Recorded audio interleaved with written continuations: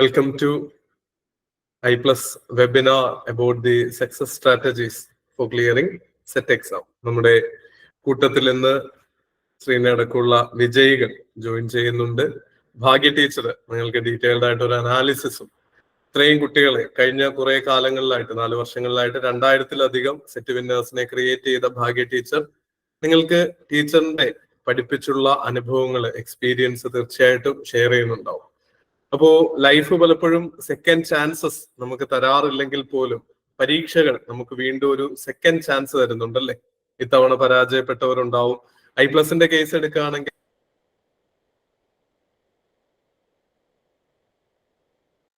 വീണ്ടും അവർക്കൊരു second chance കൊടുത്തിട്ടുണ്ട്. അതോടൊപ്പം നിങ്ങൾക്ക് ഇപ്പൊ ജോയിൻ ചെയ്യുകയാണെങ്കിൽ നമുക്കൊരു 6 months റീസെറ്റ് ഓപ്ഷൻ കൂടിയുണ്ട്. 70% ടോപ്പിക് കവർ ചെയ്താൽ നിങ്ങൾ പാസ് ആവും എന്നുള്ള ഉറപ്പാണ് I+ നൽകുന്നത്. ഇൻ കേസ് 70% പഠിച്ച് നിങ്ങൾ പാസ് ആവുന്നില്ലെങ്കിൽ ഫ്രീ എക്സ്റ്റൻഷൻ ആണ് അടുത്ത എക്സാം വരെ നൽകുന്നത്. അങ്ങനത്തെ ഒക്കെ കുറെ ഫീച്ചറുകളുണ്ട്. അതൊക്കെ നമുക്ക് ഒടുവിലായിട്ട് ഡിസ്കസ് ചെയ്യാം. പരീക്ഷ ക്ലിയർ ചെയ്യാൻ വേണ്ടിയിട്ടുള്ള ഫണ്ടമെന്റൽ ആയിട്ട് നിങ്ങൾക്ക് വേണ്ട കുറച്ച് കാര്യങ്ങളെ പറ്റി മാത്രം പറയാനായിട്ട് ആഗ്രഹിക്കുക. വളരെ ചുരുങ്ങിയ 2-3 മിനിറ്റുകളെ ഞാൻ എടുക്കുന്നുള്ളൂ. അതിനുശേഷം നമ്മുടെ ഇവിടെ പഠിച്ച് സുവോളജിയിൽ സെറ്റ് ക്ലിയർ ചെയ്ത ശ്രീന നിങ്ങളോട് സംസാരിക്കും. അതിനുശേഷം മറ്റ് സബ്ജക്റ്റുകൾ എടുത്ത വിദ്യാർത്ഥിനികൾ കൂടി നിങ്ങളുടെ അടുത്ത് അവരുടെ എക്സ്പീരിയൻസും സ്റ്റഡി സ്ട്രാറ്റജീസും എങ്ങനെ ഒരു വിജയത്തിലേക്ക് എത്തി എന്നിങ്ങനെയുള്ള കാര്യങ്ങളും ഷെയർ ചെയ്യുന്നുണ്ടാവും.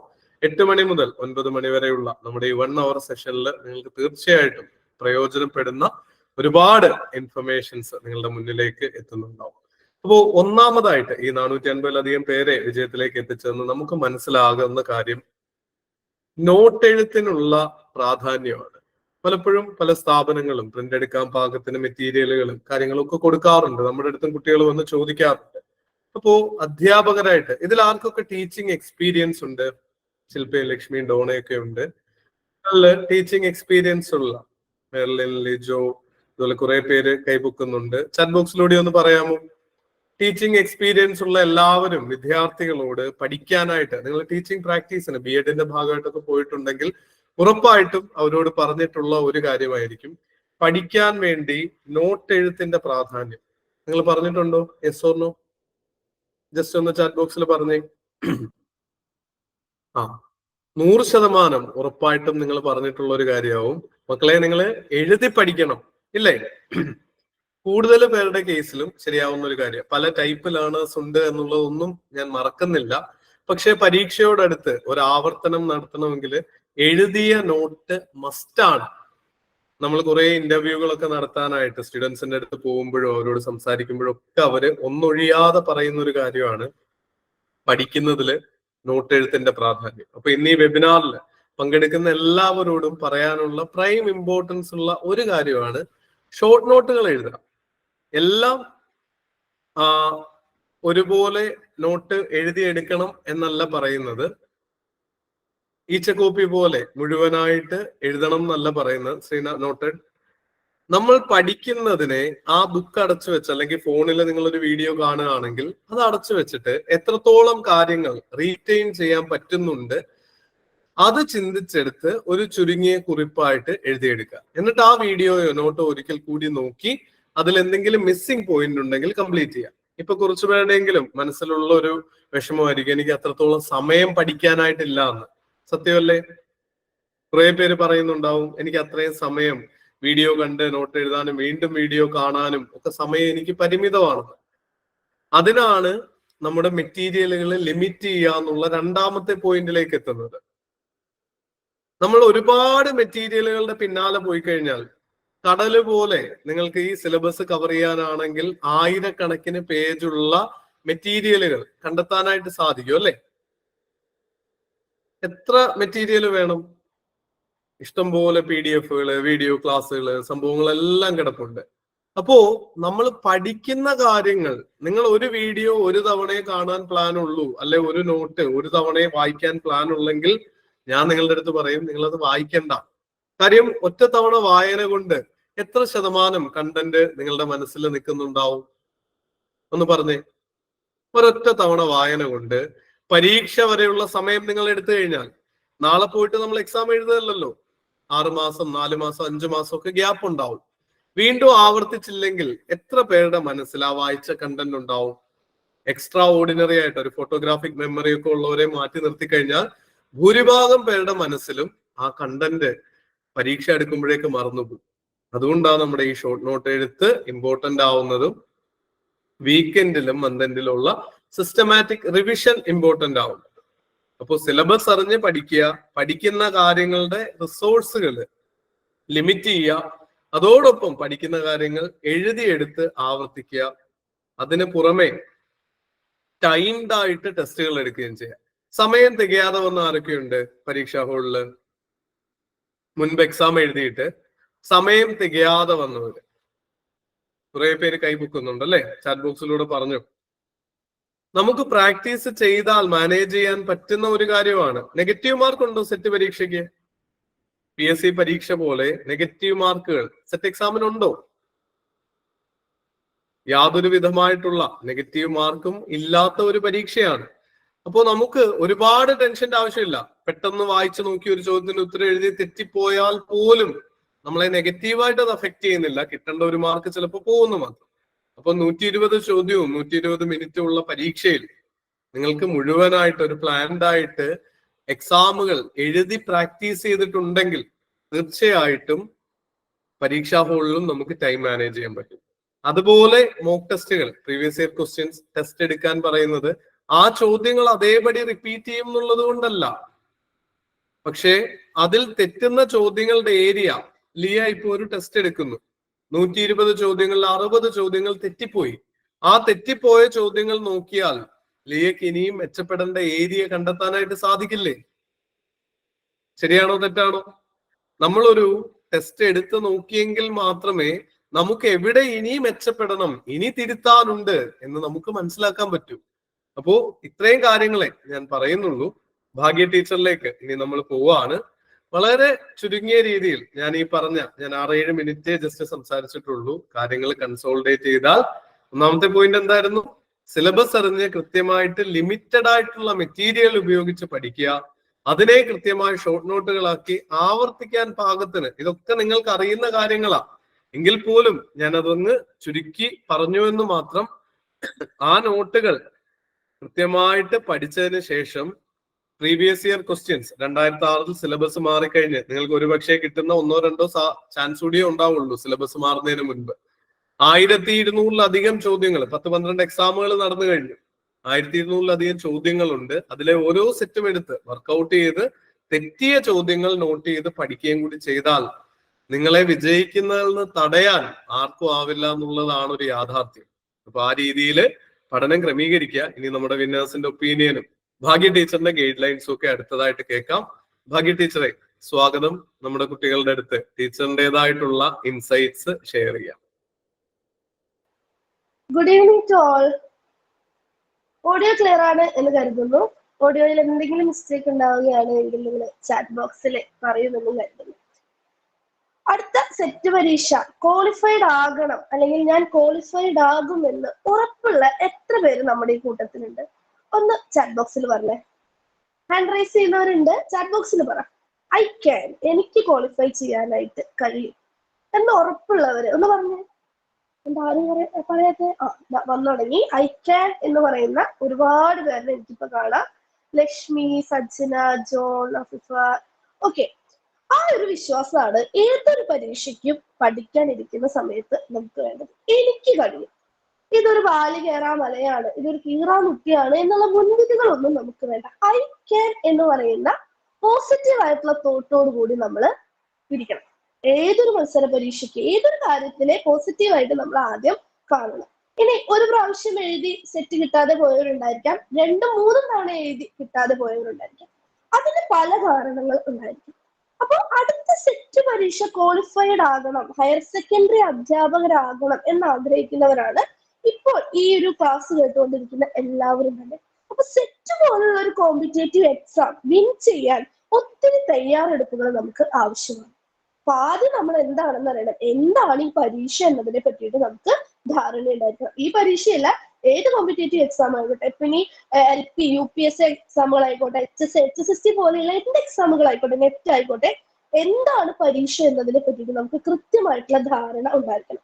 ഇതിലെ ആദ്യമായിട്ട് പരീക്ഷ എഴുതുന്നവരുണ്ടായിരിക്കാം, മുൻപ് എഴുതി എക്സ്പീരിയൻസ് ഉള്ളവരും ഉണ്ടായിരിക്കാം. അപ്പൊ എന്താണ് പരീക്ഷ എന്നതിനെ പറ്റിയിട്ട് നമുക്ക് കൃത്യമായിട്ടുള്ള ധാരണ വേണം. ഹയർ സെക്കൻഡറി അധ്യാപകരാകാനായിട്ടുള്ള ഒരു ക്വാളിഫിക്കേഷൻ എലിജിബിലിറ്റി ടെസ്റ്റ് ആണ് സെറ്റ് എന്ന് പറയുന്നത്. അപ്പോൾ സെറ്റ് ഇത് ഒരു ക്രൈറ്റീരിയ ബേസ്ഡ് എക്സാം ആണ്. ക്രൈറ്റീരിയ ബേസ്ഡ് എക്സാം എന്ന് പറഞ്ഞാൽ എന്താണ്? മുൻകൂട്ടി തീരുമാനിച്ചിട്ടുണ്ട് ഇത്ര മാർക്ക് കിട്ടിയാൽ നിങ്ങൾ പാസ്സാകും, ക്വാളിഫൈഡ് ആകും എന്നുള്ളത് മുൻകൂട്ടി കൃത്യമായിട്ടുള്ള ക്രൈറ്റീരിയകൾ, വിജയിക്കാനുള്ള ക്രൈറ്റീരിയകൾ മുൻകൂട്ടി എന്താണ് തീരുമാനിച്ച് വെച്ചിട്ടുണ്ട്.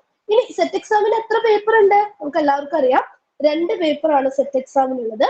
ഒന്ന് ജനറൽ പേപ്പറും മറ്റൊന്ന് ഇൻഡിവിജ്വൽ ആയിട്ട് ഓരോരുത്തരുടെയും സബ്ജക്ട് പേപ്പർ. അപ്പൊ ഒരു ദിവസം രാവിലെ ജനറൽ പേപ്പർ 2 മണിക്കൂറായിരിക്കും പരീക്ഷ. ഉച്ചയ്ക്ക് ശേഷം അവരവരുടെ സബ്ജക്ട് പേപ്പർ എന്ന നിലയിലാണ് പരീക്ഷ നടക്കുക. നെഗറ്റീവ് മാർക്ക് ഇല്ല എന്നുള്ളതാണ് ഏറ്റവും വലിയ പ്ലസ് പോയിന്റ്. പിന്നെ നമുക്കറിയാം OMR ഷീറ്റ് ബബ്ലിംഗ് ആണ് എക്സാം, കമ്പ്യൂട്ടർ ബേസ്ഡ് ടെസ്റ്റ് അല്ല. OMR ഷീറ്റ് ബബ്ലിംഗ് ആണ്. കൃത്യമായിട്ട് പഠിക്കും, റിവിഷൻ ചെയ്യും. പരീക്ഷാ ഹാളിൽ കയറുന്നതിനായിട്ട് തൊട്ട് മുമ്പ് അനാവശ്യമായിട്ട് ടെൻഷൻ അടിക്കും. ഒന്നാമത്തെ ക്വസ്റ്റ്യന്റെ ഉത്തരം A ആണ് എന്നുള്ളത് നമുക്കറിയാം, പക്ഷെ വെപ്രാളം കൊണ്ട് എന്ത് ചൂസ് ചെയ്യും? B ആയിട്ട് ചൂസ് ചെയ്യും. അപ്പൊ അത്തരത്തിലുള്ള കാര്യങ്ങളൊക്കെ നമ്മൾ ആദ്യം ഒഴിവാക്കണം. അതിനൊക്കെ കുറച്ച് ട്രിക്കുകൾ ഉണ്ട്, അതിലേക്കൊക്കെ നമുക്ക് കടക്കാം. അപ്പൊ ജനറൽ പേപ്പറും സബ്ജക്ട് പേപ്പറും 2 പരീക്ഷയാണുള്ളത്. ഒരു ചോദ്യ പേപ്പറിൽ എത്ര ചോദ്യങ്ങളുണ്ട്? ജനറൽ പേപ്പറിന്റെ ക്വസ്റ്റ്യൻ പേപ്പറിൽ എത്ര ചോദ്യങ്ങളുണ്ട് ഒന്ന് പറഞ്ഞേ. ജനറൽ പേപ്പറിന്റെ ക്വസ്റ്റ്യൻ പേപ്പറിൽ എത്ര ചോദ്യങ്ങളുണ്ട്? ആരൊന്നും കണ്ടിട്ടില്ലല്ലോ. യെസ്, 120 ചോദ്യമാണുള്ളത്. ഒരു ചോദ്യത്തിന് നമുക്ക് എത്ര സമയം ഉണ്ടായിരിക്കും? നമുക്ക് ഒന്ന് പറഞ്ഞേ. ആര്യ ശ്രീകുമാർ, ഒരു ചോദ്യത്തിന്? യെസ്, 1 മിനിറ്റേ ഉള്ളൂ. ആ 1 മിനിറ്റിനുള്ളിൽ ആ ചോദ്യം വായിച്ച് കൃത്യമാക്കി മനസ്സിലാക്കി കറക്റ്റ് ആൻസർ നമുക്ക് ബബിൾ ചെയ്യാനായിട്ട് പറ്റണം. അപ്പോ 120 മിനിറ്റ് ആണ് നമുക്കുള്ളത്. ഒരു ചോദ്യത്തിന് 1 മിനിറ്റ് വെച്ചിട്ട് 120 മിനിറ്റ്, 2 മണിക്കൂറാണ് പരീക്ഷ. ജനറൽ പേപ്പർ ആണെങ്കിലും സബ്ജക്ട് പേപ്പർ ആണെങ്കിലും എന്താണ്, 1 മിനിറ്റ് ആണ് നമുക്ക് കിട്ടുന്നത്, ഒരു ചോദ്യത്തിന് കിട്ടുന്നത്. അപ്പൊ ആ 1 മിനിറ്റിനുള്ളിൽ കൃത്യമായിട്ട് എന്താണ് ചോദ്യം വായിച്ച് നമുക്ക് ആൻസറിലേക്ക് എത്താൻ പറ്റണമെങ്കിൽ കൃത്യമായിട്ട് നമുക്ക് റിവിഷൻ, പ്രോപ്പർ ആയിട്ടുള്ള പഠനം നടന്നതുകൊണ്ട് മാത്രം കാര്യമില്ല, പ്രോപ്പർ ആയിട്ടുള്ള റിവിഷൻ നമുക്ക് കഴിയും. അപ്പൊ കൃത്യമായിട്ട് പരീക്ഷയെ കുറിച്ച് നമ്മൾ മനസ്സിലാക്കി. ഇന്ന കാര്യങ്ങളാണ് പരീക്ഷയ്ക്കുള്ളത്, ഇത്ര മാർക്കാണ് ഓരോ പേപ്പറിനും ഉള്ളത്, ഇത്ര സമയമാണ് പരീക്ഷയ്ക്കുള്ളത്, നെഗറ്റീവ് ഇല്ല എന്നുള്ളതൊക്കെ മനസ്സിലാക്കി. ഇനി അടുത്തത് എലിജിബിലിറ്റി എന്താണ്? സെറ്റ് പരീക്ഷ ക്വാളിഫൈഡ് ആകാനുള്ള എലിജിബിലിറ്റി എന്താണ് എന്നുള്ളതാണ് അടുത്തതായിട്ട് നമ്മൾ മനസ്സിലാക്കാനുള്ളത്. എത്ര മാർക്ക് വേണം എന്നുള്ളതിനെ പറ്റിയിട്ട് നമുക്ക് വ്യക്തമായിട്ടുള്ള ധാരണ ഉണ്ടായിരിക്കണം. ഓവറായിട്ട് ടെൻഷൻ അടിച്ചിട്ട് ഒരുപാട് നമ്മൾ പഠിക്കേണ്ട കാര്യമൊന്നുമില്ല. കൃത്യമായിട്ട് എളുപ്പത്തിൽ പാസ്സാകാൻ പറ്റുന്ന ഒരു പരീക്ഷയാണ് സെറ്റ് പരീക്ഷ. ജനറൽ കാറ്റഗറിയിൽ വിടുന്നവരാണ് നിങ്ങളെങ്കിൽ പേപ്പർ 1നും പേപ്പർ 2 അതായത് സബ്ജക്റ്റിനും നിങ്ങൾക്ക് 40% മാർക്ക് വേണം. അതായത് 48 മാർക്ക്, 120-ൽ 48 മാർക്കാണ് നമുക്ക് കിട്ടേണ്ടത്. അത് ഫസ്റ്റ് പേപ്പറിനും കിട്ടണം, സെക്കൻഡ് പേപ്പറിനും കിട്ടണം. ഇനി ഫസ്റ്റ് പേപ്പറിലും സെക്കൻഡ് പേപ്പറിലും 48 മാർക്ക് കിട്ടി എന്ന് വിചാരിച്ച് നിങ്ങൾ പാസ്സാവോ? ഇല്ല.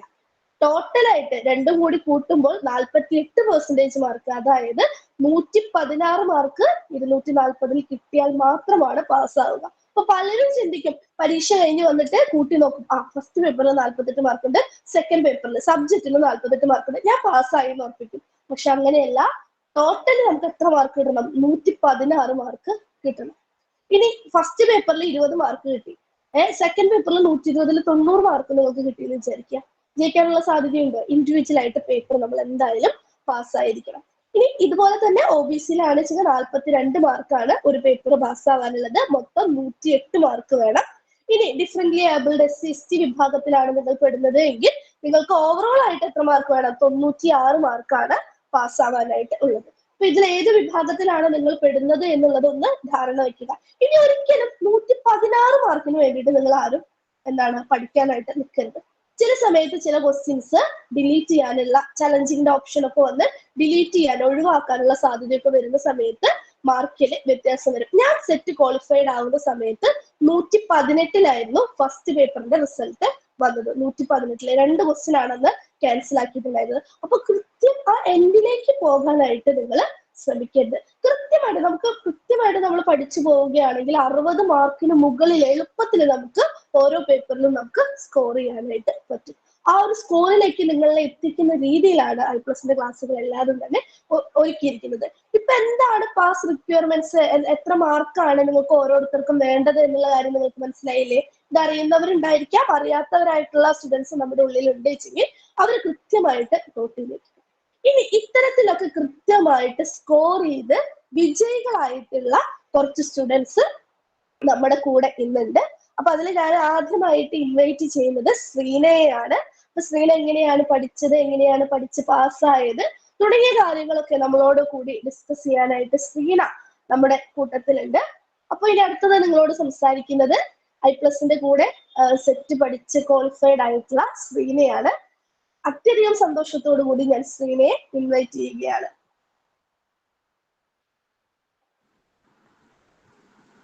Hello. ശ്രീനയ്ക്ക് സംസാരിക്കാം. ഓക്കെ ശ്രീന, continue. Good evening, everyone. Hello. കേൾക്കാം ശ്രീന, പറഞ്ഞോളൂ. ഞാൻ ശ്രീന, സുവോളജിയിലാണ് സെറ്റ് ഇപ്പം ക്ലിയർ ആയത്. പിന്നെന്താണെന്ന് വെച്ചാൽ ഞാൻ രണ്ട് തവണ എഴുതിയിട്ടുണ്ടായിരുന്നു. 2 തവണയും ഫെയിലായി. ഇപ്പം കഴിഞ്ഞ പ്രാവശ്യം 1 മാർക്കിനായിരുന്നു ഫെയിലായിട്ടുണ്ടായിരുന്നത്. അപ്പോഴാണ് പിന്നെ ഇങ്ങനെ ജോയിൻ ചെയ്ത്. ഞാൻ 2 കുട്ടികളുടെ അമ്മയാണ്. ഇപ്പോൾ I+ൽ ജോയിൻ ചെയ്തിട്ടൊരു 3 മാസം കഴിഞ്ഞിട്ടായിരുന്നു എക്സാം ഉണ്ടായിരുന്നത്. ഫസ്റ്റ് ഒരു മന്ത് മുഴുവനായിട്ട് ഫസ്റ്റ് പേപ്പറിനും ഒരു മന്ത് ഫുള്ളായിട്ട് സെക്കൻഡ് പേപ്പറിനും വേണ്ടിയിട്ടായിരുന്നു ഞാൻ യൂട്ടിലൈസ് ചെയ്തത്. ഫസ്റ്റ് എങ്ങനെയാണെന്ന് വെച്ച് കഴിഞ്ഞാൽ സാറ് ഇടയിൽ പറഞ്ഞ പോലെ തന്നെ കുറച്ച് പോർഷൻസിന് കൂടുതൽ ഇമ്പോർട്ടൻസ് കൊടുത്ത് പഠിക്കുക എന്നുള്ള ആ ഒരു ഇതിൽ തന്നെയായിരുന്നു, അങ്ങനെ തന്നെയായിരുന്നു ചെയ്തിട്ടുണ്ടായിരുന്നത്. പിന്നെ എൻ്റെ PG 2016 കഴിഞ്ഞതാണ്.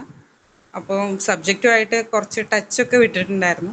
അപ്പോൾ പിന്നെ ഈ ഇതിലിങ്ങനെ ഈ 1 മാസത്തോളം ക്ലാസ്സുകളും ഇതൊക്കെ ഇങ്ങനെ കണ്ടതിന് ശേഷമാണ് പിന്നെ അതിനൊന്ന് റീകോൾ ചെയ്യാനൊക്കെ പറ്റിയിട്ടുണ്ടായിരുന്നത്. പിന്നെ മെയിനായിട്ട് പറയാനെന്ന് വെച്ചാൽ സാറിൻ്റെ ലാസ്റ്റ് ഒരു മാരത്തോൺ സെക്ഷൻ ഉണ്ടായിരുന്നു. അതാണ് കൂടുതൽ ഹെൽപ്പ് ചെയ്തിട്ടുണ്ടായിരുന്നത്. നമുക്ക് സാറ് അന്ന് മാത്സിലേക്ക് കാൽക്കുലേഷനും ലോജിക്കൽ റീസണിങ്ങിലൊക്കെ കുറേ അതേ മാതിരിയുള്ള ക്വസ്റ്റ്യൻസ് വന്നിട്ടുണ്ടായിരുന്നു. അതാണ് കൂടുതൽ നമുക്ക് ഹെൽപ്ഫുൾ ആയിട്ടുണ്ടായിരുന്നു നന്നായിട്ട്. ഓക്കെ.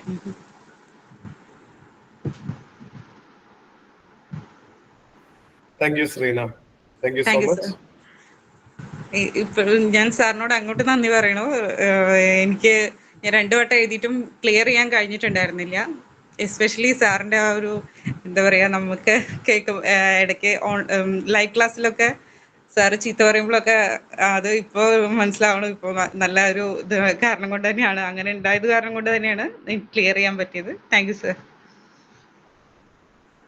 തീർച്ചയായിട്ടും ശ്രീനയുടെ താങ്ക് യു മാം. പ്രയത്നത്തിന്റെ ഭാഗം ക്രെഡിറ്റ് I+നും ഞങ്ങൾക്കും ഒക്കെ തരുന്നതിന് പ്രത്യേക നന്ദി. മുന്നോട്ടുള്ള ജേർണിയിലും എല്ലാ നന്മയും ഉണ്ടാവട്ടെ. Thank you sir. Okay Sreena, very very good, congratulations. അപ്പൊ കൃത്യമായി ടൈമിങ്ങിലൂടെ പഠിച്ചിട്ടാണ് ശ്രീന 2 പേപ്പേഴ്സിനും ഒരുപോലെ പ്രാധാന്യം നൽകി ശ്രീന പഠിച്ചു എന്നുള്ള ഒരു ഇത് നമ്മളോട് പങ്കുവച്ചു അല്ലെ.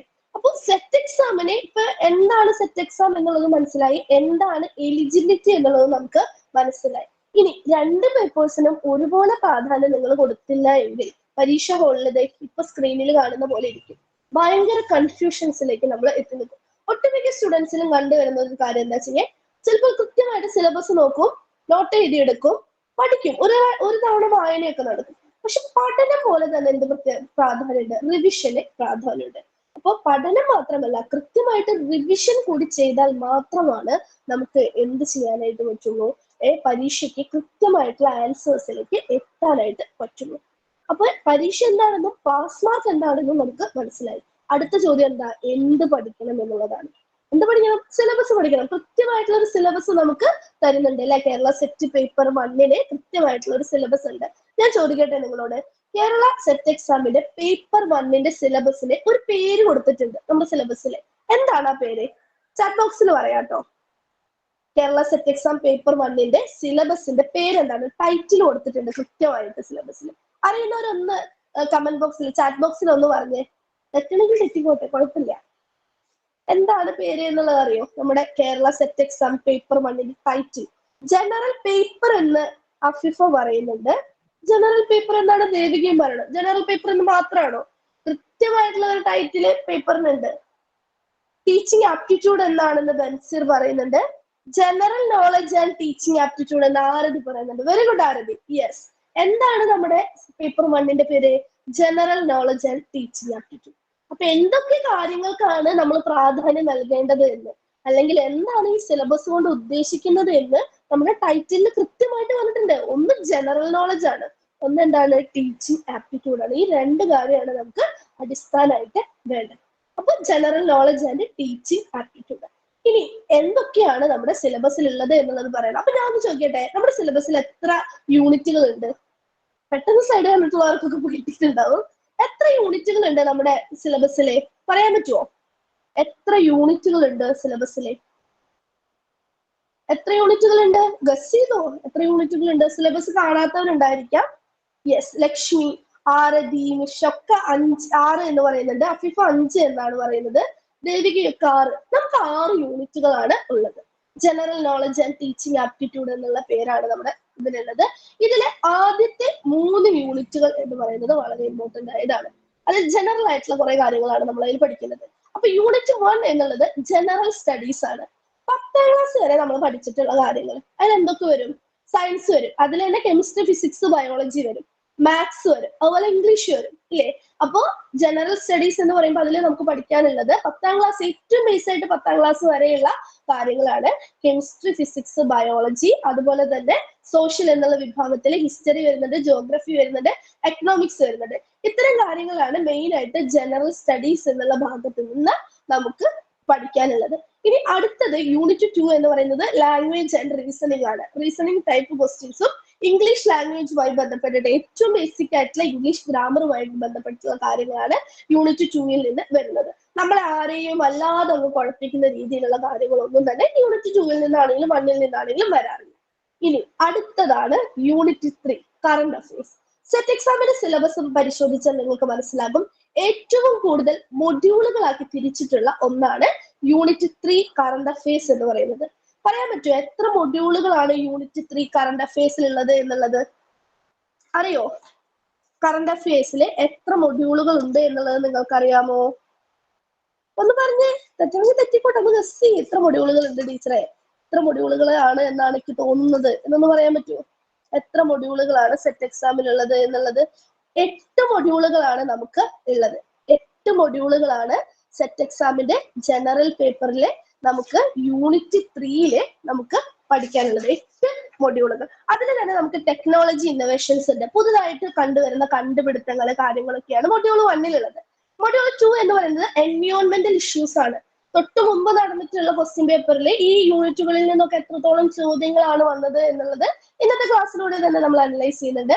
അപ്പൊ യൂണിറ്റ് 2 മൊഡ്യൂൾ 2 എൻവയോൺമെന്റൽ ഇഷ്യൂസ് ആണ്. അതുമായി ബന്ധപ്പെട്ടിട്ട് 4-5 ചോദ്യങ്ങൾ വന്നിട്ടുണ്ടായിരുന്നു കഴിഞ്ഞ പരീക്ഷയ്ക്ക്. പിന്നെ UN ആൻഡ് ഗ്ലോബൽ അഫയേഴ്സ് ആണ് മൊഡ്യൂൾ 3 എന്നുള്ളത്. കറണ്ട് അഫയേഴ്സുമായി ബന്ധപ്പെട്ടിട്ട് മന്ത്ലി നടക്കുന്ന കാര്യങ്ങൾ നമ്മൾ കൃത്യമായിട്ട് പഠിക്കുകയാണെങ്കിൽ മാത്രമാണ് യൂണിറ്റ് 3 മൊഡ്യൂൾ 3 നമുക്ക് മനസ്സിലാക്കാനായിട്ട് സാധിക്കുള്ളൂ. മൊഡ്യൂൾ 4 എന്ന് പറയുന്നത് institution of higher learning and research ആണ്. അപ്പൊ വിദ്യാഭ്യാസ മേഖലയുമായി ബന്ധപ്പെട്ടിട്ട് പുതുതായിട്ട് വരുന്ന പദ്ധതികൾ, അതുപോലെ തന്നെ കൃത്യമായിട്ട് വരുന്ന കാര്യങ്ങൾ, ഈ കാര്യങ്ങളൊക്കെ നമുക്ക് മനസ്സിലാക്കിയാൽ മാത്രമാണ് ഹയർ ലേണിംഗ് ഇൻസ്റ്റിറ്റ്യൂഷനിലുള്ള പുതിയ മാറ്റങ്ങളിൽ മുൻനിർത്തി വരുന്ന ചോദ്യങ്ങൾക്ക് നമുക്ക് ആൻസർ ചെയ്യാനായിട്ട് പറ്റുള്ളൂ. അതും നാഷണൽ ലെവലും സ്റ്റേറ്റ് ലെവലും നമ്മൾ കൊടുക്കേണ്ടതുണ്ട്. ഇനി മൊഡ്യൂൾ 5 ഇന്ത്യൻ കോൺസ്റ്റിറ്റ്യൂഷൻ. നിങ്ങൾ ഏത് മത്സര പരീക്ഷ എഴുതിയാലും അതിൽ ഇമ്പോർട്ടന്റ് ആയിട്ടുള്ള ഒന്നാണ് നമ്മുടെ കോൺസ്റ്റിറ്റ്യൂഷനുമായി, ഇന്ത്യൻ ഭരണഘടനയുമായി ബന്ധപ്പെട്ടിട്ടുള്ള കാര്യങ്ങൾ. 5 മുതൽ 8 വരെയുള്ള ചോദ്യങ്ങളാണ് ഈ ഒരു മൊഡ്യൂളിൽ നിന്ന് മാത്രമായിട്ട് സെറ്റ് പരീക്ഷയ്ക്ക് വരാറുള്ളത്. ഇനി മൊഡ്യൂൾ 6, 7, 8 മൂന്നാമത്തെ യൂണിറ്റിലെ 6, 7, 8 എന്ന് പറയുന്നത് events, award, sports games, cultural films ആണ്. അതായത് ഈ മേഖലകൾ നമ്മുടെ സാംസ്കാരികവുമായി ബന്ധപ്പെട്ടിട്ടുള്ള വിനോദപരവും സാംസ്കാരികപരവുമായിട്ടുള്ള മേഖലകളിൽ നിന്നുള്ള കാര്യങ്ങളൊക്കെ സമകാലികമായിട്ട് നമ്മൾ ശ്രദ്ധിക്കേണ്ട കാര്യങ്ങൾ, പ്രധാനപ്പെട്ട അവാർഡുകൾ, സാഹിത്യവുമായി ബന്ധപ്പെട്ടിട്ടുള്ള അവാർഡുകൾ, നോബൽ പ്രൈസ്, ഓസ്കാർ അവാർഡ് തുടങ്ങിയ കാര്യങ്ങൾ. അതുപോലെ തന്നെ എന്താണ് സ്പോർട്സുമായി ബന്ധപ്പെട്ടുള്ള പ്രധാനപ്പെട്ട ഇവന്റുകൾ നടക്കുന്ന സ്ഥലങ്ങൾ, അതുപോലെ ഇവന്റിൽ വിന്നേഴ്സ് ആകുന്ന വ്യക്തികൾ, അവരേത് രാജ്യക്കാരാണ് തുടങ്ങിയ കാര്യങ്ങളൊക്കെ വരണം. എനിക്കിപ്പോഴും ഓർമ്മയുണ്ട് 2022-ലോ 2021-ലോ നടന്നിട്ടുള്ള സെറ്റ് എക്സാം, എന്റെ BEd കഴിയുന്ന സമയത്ത് നടന്ന സെറ്റിന്റെ ജനറൽ പേപ്പറിലെ 30-ലധികം ചോദ്യങ്ങൾ സ്പോർട്സുമായി ബന്ധപ്പെട്ട് മാത്രം വന്നു എന്നുള്ളതാണ്. വളരെയധികം നമുക്ക് ഷോക്കിംഗ് ആയിരുന്നു. സ്പോർട്സിനെ കേന്ദ്രീകരിച്ച് മാത്രം ഫുട്ബോൾ ടീമിലെ അംഗങ്ങളുടെ പേരുകൾ അടക്കം മാച്ച് ദി ഫോളോയിങ് ആയിട്ട് വന്നിട്ടുണ്ട്. അപ്പൊ നമുക്ക് ഒട്ടും വിട്ട് കളയാൻ പറ്റാത്ത ഒന്നാണ് എന്ത്, സ്പോർട്സുമായി ബന്ധപ്പെടുന്ന ചോദ്യങ്ങൾ. അപ്പൊ ഇത്തരം കാര്യങ്ങളാണ് യൂണിറ്റ് 3-ൽ വരുന്നത്. ഇനി അടുത്തത് നമ്മുടെ അധ്യാപകരാകുന്ന നമ്മളെ സംബന്ധിച്ചിടത്തോളം, അല്ലെങ്കിൽ BEd പാസ്സായിട്ടുള്ള നമ്മളെ സംബന്ധിച്ചിടത്തോളം വളരെ എളുപ്പത്തിൽ നമുക്ക് പഠിച്ചു പോകാവുന്നതും എളുപ്പത്തിൽ നമുക്ക് സ്കോർ ചെയ്യാവുന്നതുമായി ബന്ധപ്പെട്ടിട്ടുള്ള 3 യൂണിറ്റുകളാണ് യൂണിറ്റ് 4, 5, 6 എന്നുള്ളത്. യൂണിറ്റ് 5 എന്ന് പറയുന്നത് ഫൗണ്ടേഷൻസ് ഓഫ് എഡ്യൂക്കേഷൻ ആണ്. നമ്മൾ ഫിലോസഫി എന്നൊക്കെ പറയും നമ്മൾ BEd പഠിക്കുന്ന സമയത്ത്, അല്ലെ? അപ്പോൾ ഇതിന് ഫൗണ്ടേഷൻസ് ഓഫ് എഡ്യൂക്കേഷൻ എന്ന് പറയുന്നിടത്ത് ഫിലോസഫിക്കൽ ഫൗണ്ടേഷൻസ് വരുന്നുണ്ട്, സോഷ്യോളജിക്കൽ ഫൗണ്ടേഷൻസ് വരുന്നുണ്ട്, അതുപോലെ തന്നെ സൈക്കോളജിക്കൽ ഫൗണ്ടേഷൻ എന്ന് പറയുന്നിടത്ത് കുറച്ച് സൈക്കോളജിയുമായി ബന്ധപ്പെട്ടുള്ള കുറച്ച് തിയറീസ് വരുന്നുണ്ട്. History and policies of education, അതായത് സ്വാതന്ത്ര്യത്തിന് മുമ്പും അതിനുശേഷവും സമകാലികവുമായി ബന്ധപ്പെട്ട് വന്നിട്ടുള്ള വിദ്യാഭ്യാസ മേഖലയിലെ പുതിയ പദ്ധതികൾ, പോളിസീസ് ഒക്കെ നമ്മൾ പഠിക്കേണ്ട ഒരു വിഭാഗമാണ് യൂണിറ്റ് 4-ലെ മൊഡ്യൂൾ 4 എന്ന് പറയുന്നത്. അപ്പൊ ഇത്തരം കാര്യങ്ങളാണ് ഫിലോസഫിയുമായി ബന്ധപ്പെടുന്ന മേഖലയിൽ നിന്ന് വരുന്നത്. ഇനി യൂണിറ്റ് 5 ടീച്ചിങ് ലേണിംഗ് ഇവാലുവേഷൻ. നമ്മൾ പഠിച്ചതും പ്രാക്ടീസ് ചെയ്തതും BEdന്റെ കാലയളവിൽ നമ്മൾ പഠിച്ചതും പ്രാക്ടീസ് ചെയ്തതുമായിട്ടുള്ള കാര്യങ്ങളാണ് യൂണിറ്റ് ഏതിൽ വരുന്നത്, യൂണിറ്റ് 5-ൽ വരുന്നത്. അപ്പൊ ടീച്ചിങ്ങുമായി ബന്ധപ്പെട്ടിട്ട് ഏറ്റവും സിമ്പിൾ ആയിട്ടുള്ള കാര്യങ്ങളാണ് ടീച്ചിങ് മെത്തേഡ്സ്, അതുപോലെ തന്നെ മോഡൽസ് ഓഫ് ടീച്ചിങ്, അത്തരത്തിൽ teaching skills, methods of teaching, instructional aids, അത്തരത്തിലെ ഏറ്റവും നമുക്ക് ആ ചോദ്യം വായിച്ച് ഒരു ക്ലാസ് റൂമിനെ നമ്മൾ മുൻപിൽ കാണുകയാണ്, നമ്മുടെ മനസ്സിൽ കാണുകയാണ്. അത്തരത്തിലുള്ള ഒരു ലോജിക്കൽ തോട്ട്സ് ഒക്കെ നമ്മൾ ഉപയോഗിക്കുകയാണെങ്കിൽ എളുപ്പത്തിൽ നമുക്ക് ഉത്തരത്തിലേക്ക് എത്താവുന്ന ഒരു മേഖലയാണ് ടീച്ചിങ് എന്ന് പറയുന്ന വിഭാഗത്തിൽ നിന്ന് വരുന്ന ചോദ്യങ്ങളും പഠിക്കാനുള്ള കാര്യങ്ങളും. അടുത്തത് ലേണിംഗ് ആണ്. ലേണിംഗുമായി ബന്ധപ്പെട്ടിട്ട് ഇത്തിരി നമുക്ക് ഒരു ബുദ്ധിമുട്ട്, ഒരു കൺഫ്യൂഷൻ വരുന്ന ഒരു വിഭാഗമാണ് ലേണിംഗ് തിയറീസ് എന്നുള്ളത്. അപ്പൊ ലേണിംഗ് തിയറി പഠിക്കുന്ന സമയത്ത് ഞാൻ ചെയ്തിരുന്ന ഒരു കാര്യം എന്ന് പറഞ്ഞാൽ പ്രധാനപ്പെട്ട തിയറികളും അവർ മുന്നോട്ട് വെച്ചിട്ടുള്ള വക്താക്കൾ ആരാണ് എങ്കിൽ അവരുടെ പേരൊക്കെ കൃത്യമായിട്ട് ഒരു ചെറിയ A4 ഷീറ്റിൽ എഴുതിയിട്ട് ഞാൻ പഠിക്കുന്ന എന്റെ ടേബിളിന്റെ മുമ്പിൽ ഞാൻ ഒട്ടിച്ചു വെക്കും. എന്നിട്ട് അത് കൃത്യമായിട്ട് ഒരു ദിവസം ഒരു 3 മിനിറ്റ് ഉണ്ടെങ്കിൽ എനിക്ക് അത് മൊത്തം വായിച്ചു തീർക്കാനായിട്ട് പറ്റും. ഏറ്റവും കൂടുതൽ ചോദ്യങ്ങൾ വരിക ഇത്തരത്തിലുള്ള തിയറീസ് ഇത് മുന്നോട്ട് വെച്ചിട്ടുള്ള വ്യക്തികൾ, അത് സിംഗിൾ ക്വസ്റ്റ്യൻസ് ആയിട്ട് വരും, മാച്ച് ദി ഫോളോയിങ് ആയിട്ടും വരും. 7 8 അധികം ചോദ്യങ്ങൾ ഈ ഒരു പാറ്റേണിനെ മുൻനിർത്തി മാത്രം സെറ്റിന്റെ ജനറൽ പേപ്പറിൽ കണ്ടിട്ടുണ്ട്. അപ്പൊ ലേണിംഗ് എന്ന് പറയുന്നിടത്ത് ലേണിംഗ് തിയറീസ് വരുന്നുണ്ട്, ലേണിംഗ് എൻവയോൺമെന്റ്, ലേണിംഗ് ക്യാരക്ടറിസ്റ്റിക്സ്, അതുപോലെ തന്നെ ലേണിംഗ് നീഡ്സ്, അതുപോലെ തന്നെ ലേണിംഗുമായി ബന്ധപ്പെട്ടുള്ള കുറച്ച് തിയറീസ്. ഇത്തരം കാര്യങ്ങളേ ഉള്ളൂ. ഇതിൽ ലേണിംഗ് തിയറീസ് മാത്രമാണ് കൃത്യമായിട്ട് നമ്മൾ പഠിച്ചിരിക്കേണ്ടത്. കുറച്ച് കാണാപാഠം പഠിക്കേണ്ടതായിട്ടുള്ള കാര്യങ്ങൾ മനസ്സിലാക്കി പഠിക്കണം, എഴുതി പഠിക്കണം, വായിച്ചു പഠിക്കണം, റിവിഷൻ ചെയ്ത് പഠിക്കണം. അത്തരത്തിലുള്ള കാര്യങ്ങളാണ് ലേണിംഗുമായി ബന്ധപ്പെട്ടിട്ട് നമുക്ക് വരുന്നത്. പിന്നെ ലേണിംഗ് ഡിസബിലിറ്റീസ് എന്ന് പറയുന്ന ഒരു സംഭവം കൂടി 6 7 കാര്യങ്ങളേ ഉള്ളൂ. അത് പഠിച്ചിട്ടുണ്ട് വെച്ചാൽ നമുക്ക് എന്തായാലും സെറ്റ് പരീക്ഷയ്ക്ക് ഒരു ക്വസ്റ്റ്യനും ഉറപ്പാണ്, അതിന്റെ ഒരു മാർക്കും ഉറപ്പാണ്. ഇനി ഇവാലുവേഷൻ, എല്ലാവരും പേപ്പർ ഇവാലുവേറ്റ് ചെയ്തിട്ടുണ്ടാവും. പല രീതിയിലുള്ള ടെസ്റ്റുകൾ ടീച്ചിങ് പ്രാക്ടീസിന്റെ സമയത്ത് നമ്മൾ എടുത്തിട്ടുണ്ടാവും. അതുമായി ബന്ധപ്പെട്ട് വരുന്ന ഒരു കുഞ്ഞു മൊഡ്യൂളാണ് മൊഡ്യൂൾ 4 ഇവാലുവേഷൻ എന്ന് പറയുന്നത്.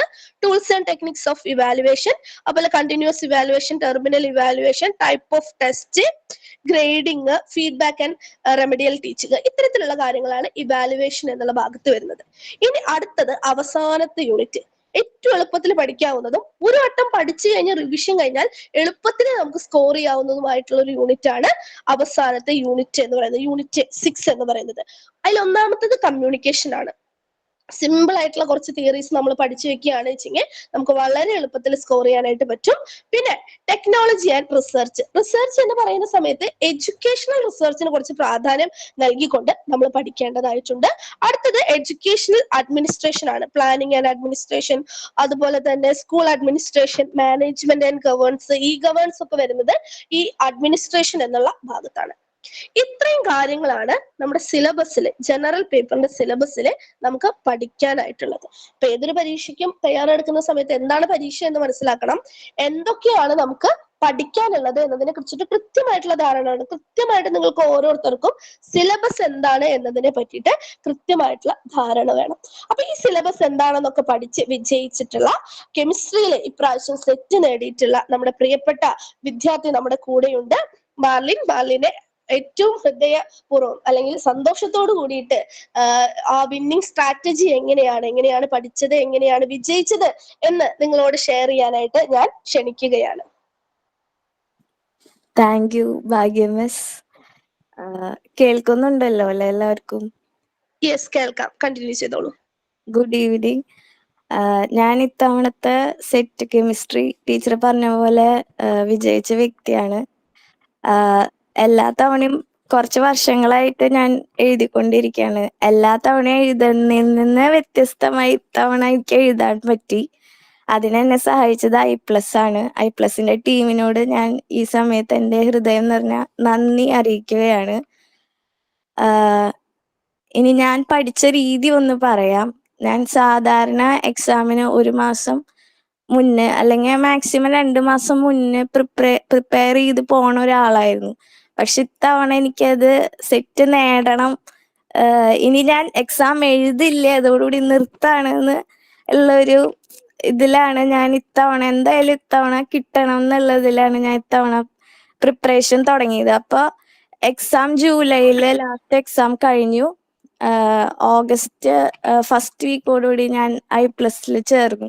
അപ്പൊ ഒരു 120 ഡേയ്സ് എൻ്റെ മുന്നിലുണ്ടായിരുന്നു.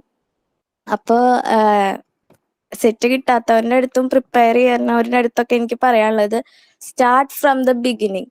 കാരണം അവസാനമാവുമ്പോൾ നമുക്ക് ഒന്നും എവിടെ എത്താത്ത ഒരു രീതിയിലേക്ക് പോവും കാര്യങ്ങൾ. അപ്പോൾ എല്ലാം നമുക്ക് സിലബസ് തന്നെ ഒന്ന് ഓടിച്ചെത്തണമെങ്കിൽ ഈ ഒരു 6 മാസം വേണം. പിന്നെ രണ്ടാമത്തെ കാര്യം എനിക്ക് പറയാനുള്ളത്, തുടക്കം തൊട്ടേ ഞാൻ എപ്പോഴും സിലബസ് പ്രിന്റ് ചെയ്ത് എൻ്റെ ടേബിളിൽ ഉണ്ടായിരിക്കും.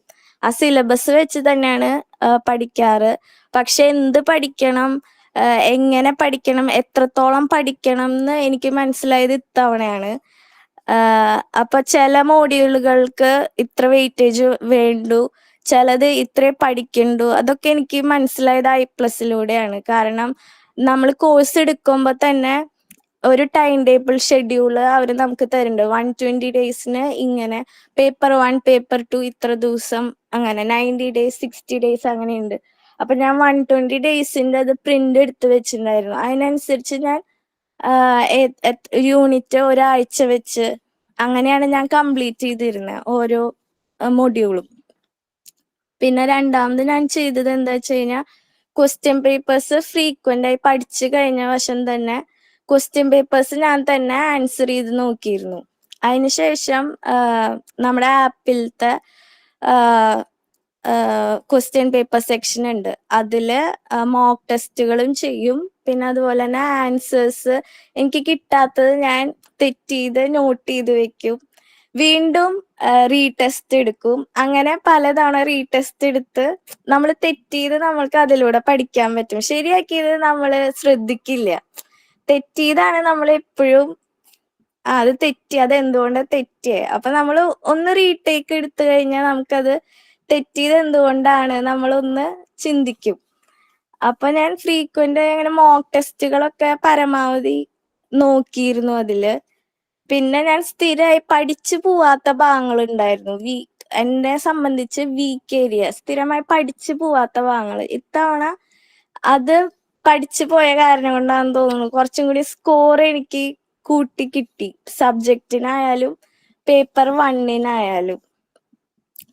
പിന്നെ വേറൊരു കാര്യം എനിക്ക് പറയാനുള്ളത്, പഠിക്കുമ്പോൾ എപ്പോഴും ക്വസ്റ്റ്യൻ പേപ്പറിന്റെ ഒരു അനാലിസിസ് നമ്മൾ എപ്പോഴും നോക്കി വെക്കണം. കാരണം അത് നമ്മുടെ ആപ്പിൽ തന്നെ ഉണ്ട്. ഓരോ വർഷത്തെയും ക്വസ്റ്റ്യൻ പേപ്പറിന്റെ അനാലിസിസ്, അതായത് ഫസ്റ്റ് പേപ്പറിന്റെ പേപ്പർ 1-ന്റെയും പേപ്പർ 2-ന്റെയും ഉണ്ട്. അപ്പൊ അതിനനുസരിച്ച് വെയിറ്റേജ് അനുസരിച്ച് നമുക്ക് പഠിച്ചു പോവാൻ പറ്റും. പിന്നെ ഇടയ്ക്കിടയ്ക്ക് ക്വസ്റ്റ്യൻ പേപ്പേഴ്സ് വർക്ക്ഔട്ട് ചെയ്യാം. നമുക്ക് എന്നെ സംബന്ധിച്ച് മെമ്മറൈസ് ചെയ്യാന്ന് പറയുന്നത് നമുക്കൊരു എന്താ പറയാ, ഒരു ക്വസ്റ്റ്യൻ ശരിയാവുമ്പോ ഒരു സന്തോഷം കിട്ടും. നമ്മൾ പഠിച്ചിട്ട് നമ്മള് ക്വസ്റ്റ്യൻ പേപ്പർ അറിയണതാവാം അറിയാത്തതാവാം, പക്ഷെ ഒരു ക്വസ്റ്റ്യൻ നമുക്ക് കിട്ടിക്കഴിഞ്ഞ ഒരു മനസ്സിനൊരു സന്തോഷം ഉണ്ടാവും. കാരണം നമ്മൾ കുറെ മണിക്കൂറുകളോളം ഇരുന്നതായിരിക്കാം. ചിലപ്പോ കിട്ടിയില്ല എന്നിരിക്കും, അതുകൊണ്ട് ഡെസ്പ് ആവണ്ട. പക്ഷെ നമ്മള് കിട്ടും, നമ്മളെ കൊണ്ട് പറ്റും. അപ്പൊ ആ ഒരു രീതിക്ക് മുന്നോട്ട് പോയാ മതി. പിന്നെ തുടങ്ങുമ്പോ എപ്പോഴും ഞാൻ പറഞ്ഞില്ലേ ആദ്യമേ, ഇത് എളുപ്പമാണോന്ന് ചോദിച്ചാ ഭയങ്കര ബാലികമലയല്ല, പക്ഷെ അന്ന് അതിൻ്റെതായ ഒരു സിസ്റ്റമാറ്റിക് ആയി കാര്യങ്ങള് ചെയ്തു കഴിഞ്ഞാൽ നമുക്ക് ക്ലിയർ ചെയ്യാൻ പറ്റും. അങ്ങനെ ഒരു എക്സാമാണ് സെറ്റ് എക്സാം. പിന്നെ എനിക്ക് വേറൊരു കാര്യം വളരെ ഹെൽപ്ഫുൾ ആയി തോന്നിയത്, 2 മാസം മുന്നേ, എക്സാമിന് 2 മാസം മുന്നേ വീക്ക് ഏരിയാസ് ഏതാന്ന് നോക്കാൻ പറഞ്ഞിട്ടുണ്ടായിരുന്നു. അത് ഞാൻ എഴുതി വെച്ചിട്ടുണ്ടായിരുന്നു. അപ്പൊ ആദ്യം ഞാൻ പഠിച്ചത് വീക്ക് ഏരിയാസ് ആയിരുന്നു. എന്നിട്ട് അതിന്റെ ക്വസ്റ്റ്യൻസ് വർക്ക്ഔട്ട് ചെയ്തു. പിന്നെ അതുപോലെ തന്നെ എക്സാമിന് കൃത്യം 1 മാസം മുന്നേ ഭാഗ്യമിസിന്റെ പേപ്പർ 1ന്റെ ഗൂഗിൾ മീറ്റ് ക്ലാസ്സുകൾ ഉണ്ടായിരുന്നു എല്ലാ ബുധനാഴ്ചയും. അപ്പോൾ 6 മൊഡ്യൂളാണ്, 6 യൂണിറ്റ് ആണ് നമുക്കുള്ളത്. ഓരോ ബുധനാഴ്ചയും ഓരോ യൂണിറ്റിന്റെ ക്വസ്റ്റ്യൻസ്, ഇതുവരെ വന്ന ക്വസ്റ്റ്യൻസ്, കുറച്ച് ക്വസ്റ്റ്യൻസ് ഡിസ്കസ് ചെയ്യും. റിപ്പീറ്റഡ് ആയി വന്ന ക്വസ്റ്റ്യൻസ് ഡിസ്കസ് ചെയ്യും. എനിക്ക് സത്യം പറഞ്ഞു കഴിഞ്ഞാൽ പേപ്പർ 1 ഭയങ്കര മിസ്സിനെ ഞാൻ എക്സാം എഴുതുമ്പോൾ ഒരുപാട് ഓർത്തു. കാരണം ഇത്തവണ ഒരു 3-4 ക്വസ്റ്റ്യൻസ് അങ്ങനെ റിപ്പീറ്റ് ചെയ്ത് വന്നിട്ടുണ്ടായിരുന്നു മിസ്സിന്റെ സെക്ഷനിൽ നിന്ന്. അപ്പോ എനിക്കത് ഭയങ്കര യൂസ്ഫുൾ ആയി തോന്നി. അപ്പൊ ഇത്രയും കാര്യങ്ങളാണ് എനിക്ക് പറയാനുള്ളത്. ഒരിക്കൽ കൂടി ഈ സെറ്റ് എക്സാം ക്ലിയർ ചെയ്യാൻ എന്നെ സഹായിച്ച ടീം I+നോട് ഞാൻ നന്ദി പറയുന്നു. Thank you miss. Thank you Alan sir. Thank you so much Marlin. Thank you Merlin. Okay മെർലിന്റെ വാക്കുകളിൽ നിന്ന് തന്നെ എന്തൊക്കെ കാര്യങ്ങളാണ് നമുക്ക് ശ്രദ്ധിക്കേണ്ടത് എന്നുള്ളത് കൃത്യമായിട്ട് മനസ്സിലായി. ഒന്ന് തന്നെ മെർലിൻ ആദ്യം പറഞ്ഞത് സിലബസിന്റെ പ്രാധാന്യമാണ് അല്ലെ. പിന്നെ രണ്ടാമതായിട്ട് എനിക്ക് സ്ട്രൈക്ക് ചെയ്ത ഒരു കാര്യം തെറ്റിദ്ധരുത്തി പഠിക്കുക എന്നുള്ളതാണ്. ഞാൻ എപ്പോഴും ക്ലാസ്സിൽ പറഞ്ഞതാണ്, ഞാൻ ഇപ്പോഴും നിങ്ങളോട് പറഞ്ഞു, തെറ്റണമെങ്കിൽ തെറ്റിക്കോട്ടെ, ആ പറ്റിയ തെറ്റ് നമ്മൾ കൃത്യമായിട്ട് തിരുത്തി പിന്നീട് അത് പഠിക്കുകയാണെങ്കിൽ പിന്നെ നമ്മൾ ഒരിക്കലും അത് മറക്കുകയില്ല. ഇനിയിപ്പോ ഈ ക്ലാസ്സിലിരിക്കുന്ന ഒരാൾ പോലും ജനറൽ പേപ്പറിന്റെ ടൈറ്റിൽ മറക്കില്ല എന്നുള്ള കാര്യം ഉറപ്പാണ്. അപ്പൊ മുൻകാലത്തെ പരീക്ഷ ക്വസ്റ്റ്യൻ പേപ്പേഴ്സ് ഡിസ്കസ് ചെയ്യുന്നതിന്റെ പ്രാധാന്യം അത്രയധികം ഇമ്പോർട്ടന്റ് ആണ്. ഇപ്പൊ എന്താണ് സിലബസ് എന്ന് നമുക്ക് മനസ്സിലായി അല്ലെ. ഇനി തൊട്ടു മുമ്പ് നടന്ന സെറ്റ് പരീക്ഷയ്ക്ക് യൂണിറ്റ് 1, 2, 3 യൂണിറ്റുകളിൽ നിന്ന് വന്നിട്ടുള്ള ചോദ്യങ്ങൾ എത്രയാണ് എന്നുള്ളതാണ് നമ്മൾ അടുത്തതായിട്ട് നോക്കാനായിട്ട് പോകുന്നത്. ഇപ്പൊ കൃത്യമായിട്ട് ഇപ്പൊ മെർലിൻ പറഞ്ഞു എന്താണ് ഓരോ യൂണിറ്റുകൾക്കും കൊടുക്കേണ്ടുന്ന പ്രാധാന്യം എന്നുള്ളത്. കൃത്യമായിട്ട് പറയാ ഓരോ യൂണിറ്റുകളിൽ നിന്നും 20 ചോദ്യങ്ങൾ വരുന്നു എന്നുള്ളതാണ് പറയാറ്. ചില സമയങ്ങളിൽ അത് ആ പാറ്റേൺ കൃത്യമായിട്ട് ഫോളോ ചെയ്യാറുണ്ട്, ചില സമയത്ത് ചില ഏറ്റക്കുറച്ചിലുകൾ ഉണ്ടാവാറുണ്ട്. അപ്പൊ തൊട്ട് മുമ്പ് കഴിഞ്ഞ പരീക്ഷയിൽ ജനറൽ സയൻസിൽ നിന്ന് 5 ചോദ്യങ്ങളാണ് വന്നത്. സോഷ്യൽ സയൻസ്, ഹിസ്റ്ററി, ജോഗ്രഫി എല്ലാം കൂടിയിട്ട് മൊത്തത്തിൽ 5 ചോദ്യം വന്നു. അതുപോലെ ബേസിക് ഇംഗ്ലീഷ് ഗ്രാമർ എന്നുള്ള ഭാഗത്ത് നിന്ന് നമുക്ക് 5 ചോദ്യങ്ങൾ വന്നു. മാത്സുമായി ബന്ധപ്പെട്ടിട്ട് 9 ചോദ്യങ്ങളാണ് വന്നത്. 9 ചോദ്യങ്ങൾ. അപ്പൊ ഒരിക്കലും സ്കിപ്പ് ചെയ്യാൻ പാടില്ലാത്തൊരു ഏരിയ ആണ് മാത്സ്. അത് മാത്രമല്ല നമുക്കറിയാം 1 മിനിറ്റ് ആണ് നമ്മുടെ മുമ്പിൽ പരീക്ഷയ്ക്കായിട്ടുള്ളത്. 1 മിനിറ്റ് ആണുള്ളത്. ഒരു ചോദ്യത്തിന്മേൽ തന്നെ 6, 7, 8, 10 മിനിറ്റ് തയ്യാറായിരുന്ന് ബാക്കി ചോദ്യങ്ങളൊന്നും വായിച്ചു നോക്കാൻ പോലും സമയമില്ലാത്ത സ്റ്റുഡൻസ് നമ്മളോട് പറയാറുണ്ട്. അപ്പൊ എത്രയും പെട്ടെന്ന് ആൻസറിലേക്ക് എത്തുക, അതിനുള്ള ട്രിക്കുകൾ എന്തൊക്കെയാണ് എന്നുള്ളത് കൃത്യമായിട്ട് നമ്മുടെ ക്ലാസ്സുകളിൽ നമ്മൾ പലപ്പോഴും പറഞ്ഞു കൊടുക്കാറുണ്ട്. ഇപ്പൊ കുട്ടികൾ പറഞ്ഞത് തന്നെ ലൈവ് മാരത്തൺ ക്ലാസ്സിൽ ആ ട്രിക്കുകളൊക്കെ കൃത്യമായിട്ട് അലൻ സാറിന്റെ സെക്ഷനിൽ സാറ് പറയാറുണ്ട്. അപ്പൊ ന്യൂമറിക്കൽ സ്കിൽസ്, അതുപോലെ മാത്തമാറ്റിക്കൽ റീസണിങ്, ലോജിക്കൽ റീസണിങ് എന്നതുമായി ബന്ധപ്പെട്ട് വരുന്ന ചോദ്യങ്ങൾ വളരെ ഇമ്പോർട്ടന്റ് ആണ്. എളുപ്പത്തിൽ നമുക്ക് ഉത്തരത്തിലേക്ക് എത്താനായിട്ട് പറ്റും, പക്ഷെ ഓവറായിട്ട് നിങ്ങൾ ആരും തന്നെ അതിന്റെ മീത് സമയം കളയരുത് എന്ന് തന്നെ ഞാൻ പറയും. അടുത്തത് നോക്കൂ, current affairs and general knowledge രണ്ടും കൂടി കൂട്ടിയിട്ട് യൂണിറ്റ് 3യിൽ നിന്ന് എത്ര ചോദ്യങ്ങൾ വന്നിട്ടുണ്ട് എന്നാണ് ഞാൻ പറയുന്നത്. അതിൽ തന്നെ കോൺസ്റ്റിറ്റ്യൂഷൻ എന്നുള്ള 5ാമത്തെ മൊഡ്യൂൾ ഒഴിച്ചു നിർത്തിയിട്ടാണ് കേട്ടോ 30 ചോദ്യങ്ങൾ.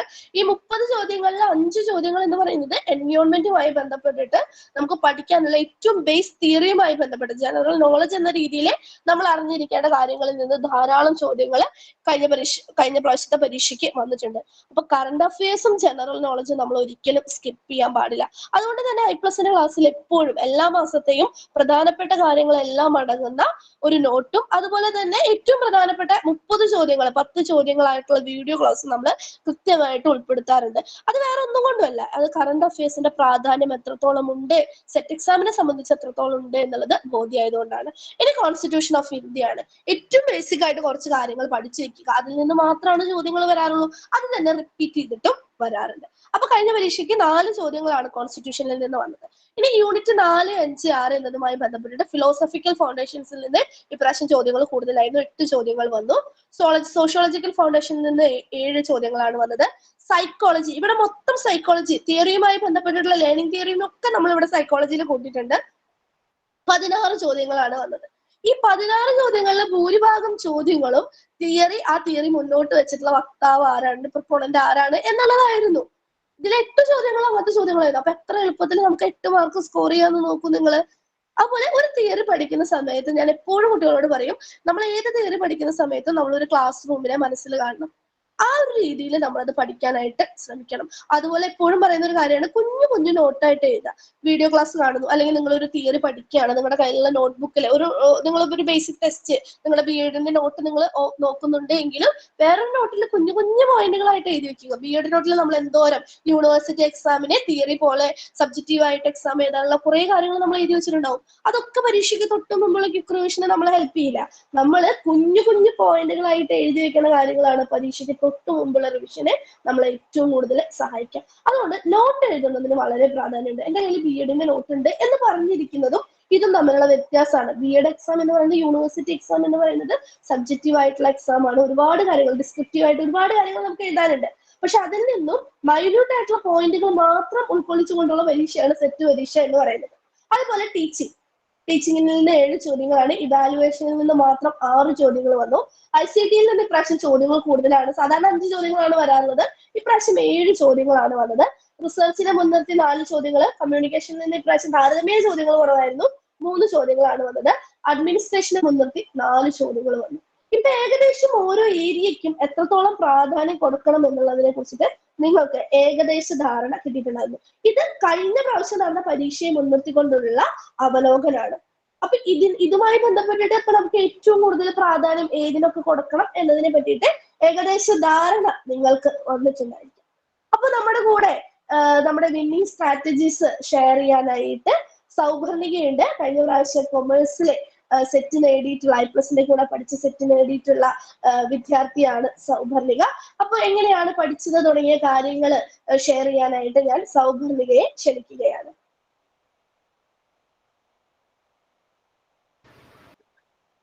ഹലോ ഓഡിയബിളാണ് സൗഭർണിക, പറഞ്ഞോളൂ. ഓക്കെ, ഗുഡ് ഈവനിങ് മാം. എന്റെ പേര് സൗഭർണിക. ഞാൻ ട്രിവാൻഡ്രത്ത് നിന്നാണ്. കോമേഴ്സിലാണ് ഇത്തവണ സെറ്റ് എക്സാം ക്ലിയർ ചെയ്തിട്ടുള്ളത്. എന്റെ എക്സ്പീരിയൻസ് ഷെയർ ചെയ്യുന്നതിനായിട്ട് ഈ അവസരം വിനിയോഗിക്കാൻ കഴിയുന്നതിൽ വളരെ സന്തോഷമുണ്ട്. അതിനായിട്ട് ആദ്യമേ തന്നെ താങ്ക് യു പറയുന്നു. എന്റെ പഠന രീതിയെ കുറിച്ച് പറയുകയാണെങ്കിൽ, എക്സാമിന് അപ്ലൈ ചെയ്തതിനു ശേഷം I+ കോഴ്സ് എടുക്കുകയൊക്കെ ചെയ്തു. പക്ഷെ സ്ഥിരോത്സാഹത്തോടെ പഠിക്കാത്ത ഒരാളായിരുന്നു. കാരണം ഞാൻ പഠിക്കാതിരിക്കുന്നതിന് വേണ്ടിയിട്ട് ഒത്തിരി എക്സ്ക്യൂസ് തേടി പോകുന്ന ഒരാൾ കൂടെ ആയിരുന്നു. 2 വയസ്സായിട്ടൊരു കുഞ്ഞുണ്ട്. അപ്പം പുള്ളിക്കാരി മിക്കവാറും എന്റെ പിറകെ തന്നെ ആയിരിക്കും നടക്കുന്നത്. പക്ഷെ പഠിക്കാൻ ഇരിക്കുന്ന സമയങ്ങളിൽ ഞാൻ ഒത്തിരി സമയം അതിനുവേണ്ടി സ്പെൻഡ് ചെയ്യും. പിന്നെ പതിയെ പതിയെ മനസ്സിലായി, ഇങ്ങനെ പഠിച്ചു കഴിഞ്ഞാൽ സെറ്റ് ക്രാക്ക് ചെയ്യുന്നത് വളരെ പാടാണ് എന്നുള്ളത് മനസ്സിലായപ്പോ കുഞ്ഞിൻ്റെ കൂടെ സ്പെൻഡ് ചെയ്യുന്ന സമയത്ത് പോലും ഞാൻ കേട്ട വീഡിയോസ് അല്ലെങ്കിൽ ഓൾറെഡി വായിച്ച നോട്ട്സും അല്ലെങ്കിൽ റിപ്പീറ്റ് ചെയ്തിട്ട് വീഡിയോസ് ഓൺ ചെയ്ത് വെക്കാറുണ്ടായിരുന്നു. അതായത് ഓൾറെഡി കണ്ടു കഴിഞ്ഞതായിരിക്കും ഞാൻ റിപ്പീറ്റ് ചെയ്ത് വെക്കാറുണ്ടായിരുന്നത്. അപ്പൊ അതുകൊണ്ട് തന്നെ മുഴുവൻ സിലബസും പഠിക്കാനായിട്ടോ കവർ ചെയ്യാനായിട്ടോ സാധിച്ചില്ല. അങ്ങനെ ഇരിക്കുന്ന സമയത്താണ് സെറ്റിന്റെ ഹോൾ ടിക്കറ്റ് വരുന്നത്. ഈ ഹോൾ ടിക്കറ്റ് വരുന്ന സമയത്ത് വീണ്ടും ഓക്കെ, ഇനിയിപ്പം സമയമായല്ലോ, എക്സാം പാസ്സാകണം എന്നൊക്കെ ഉള്ള ചിന്ത വീണ്ടും വന്നു. അപ്പൊ അതുവരെ സാറിന്റെ മോട്ടിവേഷൻ ടോക്ക് വരുന്നത് ഞാൻ ഇടയ്ക്കിടയ്ക്ക് മാത്രമേ കേൾക്കുന്നുണ്ടായിരുന്നുള്ളൂ. കാരണം ഇതുപോലെയാണ് മിക്കവാറും വാട്സപ്പ് ഓപ്പൺ ചെയ്യാറില്ല. അപ്പൊ അങ്ങനെ, പക്ഷെ അന്നേ ദിവസം ആയപ്പം പോയിട്ട് പ്ലേ ചെയ്യാത്തതെല്ലാം കൂടി ഒരു ദിവസം എല്ലാം പ്ലേ ചെയ്ത് കേൾക്കാനായിട്ട് തുടങ്ങി. അപ്പൊ വീണ്ടും കുറച്ച് മോട്ടിവേറ്റഡ് ആയി. എന്നെ സംബന്ധിച്ചിടത്തോളം ഇടയ്ക്കിടയ്ക്ക് മോട്ടിവേഷൻ ലഭിക്കുക എന്ന് പറഞ്ഞ് ഭയങ്കര സന്തോഷമുള്ള ഒരു കാര്യമാണ്. അപ്പൊ അതുപോലെ തന്നെ കുറച്ച് വാശിയും ആ ഒരു സമയത്ത് ചിലപ്പോൾ എനിക്ക് ഉണ്ടാവാറുണ്ട്. അപ്പൊ അതുകൊണ്ട് തന്നെ പിന്നെ വീഡിയോസ് പിന്നെയും കേൾക്കാൻ തുടങ്ങി. പിന്നെ ലൈഫ് കുറച്ച് ബിസി ആയിട്ട് ഉള്ള ഒരാൾ കൂടെയാണ്. എന്നാൽ ജോലിക്കൊന്നും പോകുന്നില്ല, വീട്ടിൽ തന്നെയാണ്. എങ്കിൽ പോലും കുറച്ച് പേഴ്സണൽ കാര്യങ്ങളൊക്കെ ആയിട്ട് കുറച്ച് ബിസിയാണ്. അപ്പോൾ അതുകൊണ്ട് തന്നെ സെറ്റ് നേടാൻ പറ്റുമോ എന്നുള്ള കാര്യത്തിൽ കുറച്ച് ഡൗട്ടായിരുന്നു. പക്ഷെ എന്നിരുന്നാലും അവസാനം വളരെ ചുരുങ്ങിയ ദിവസങ്ങൾ കൊണ്ട് തന്നെ എനിക്കിപ്പോ I+ ടീമിന്റെ അതായത് വീഡിയോസ് ഞാനിപ്പോ സിസ്റ്റമാറ്റിക് ആയിട്ട് ആ ഒരു സമയത്ത് പെട്ടെന്ന് കേട്ടു. പക്ഷെ അത് അത്രയ്ക്കുള്ള സമയം ഇല്ലെങ്കിൽ പോലും അത് കേൾക്കാനായിട്ട് സാധിച്ചത് അതിൽ സിസ്റ്റമാറ്റിക് ആയിട്ട് അല്ലെങ്കിൽ കറക്റ്റ് ആയിട്ട് അത് കൊടുത്തേക്കുന്നത് കൊണ്ടാണ്.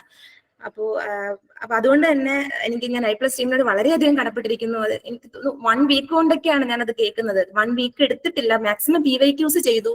പിന്നെ PYQസിൽ വരുന്ന ആൻസേഴ്സ്, അതായത് ഓപ്ഷൻസ് ഒക്കെ തെറ്റായിട്ടുള്ളതും അതുപോലെ ശരിയായിട്ടുള്ളതൊക്കെ കുറച്ചുകൂടെ ഡീറ്റെയിൽഡ് ആയിട്ട് പഠിക്കാനായിട്ട് ആ ഒരു സമയം ശ്രദ്ധിച്ചു.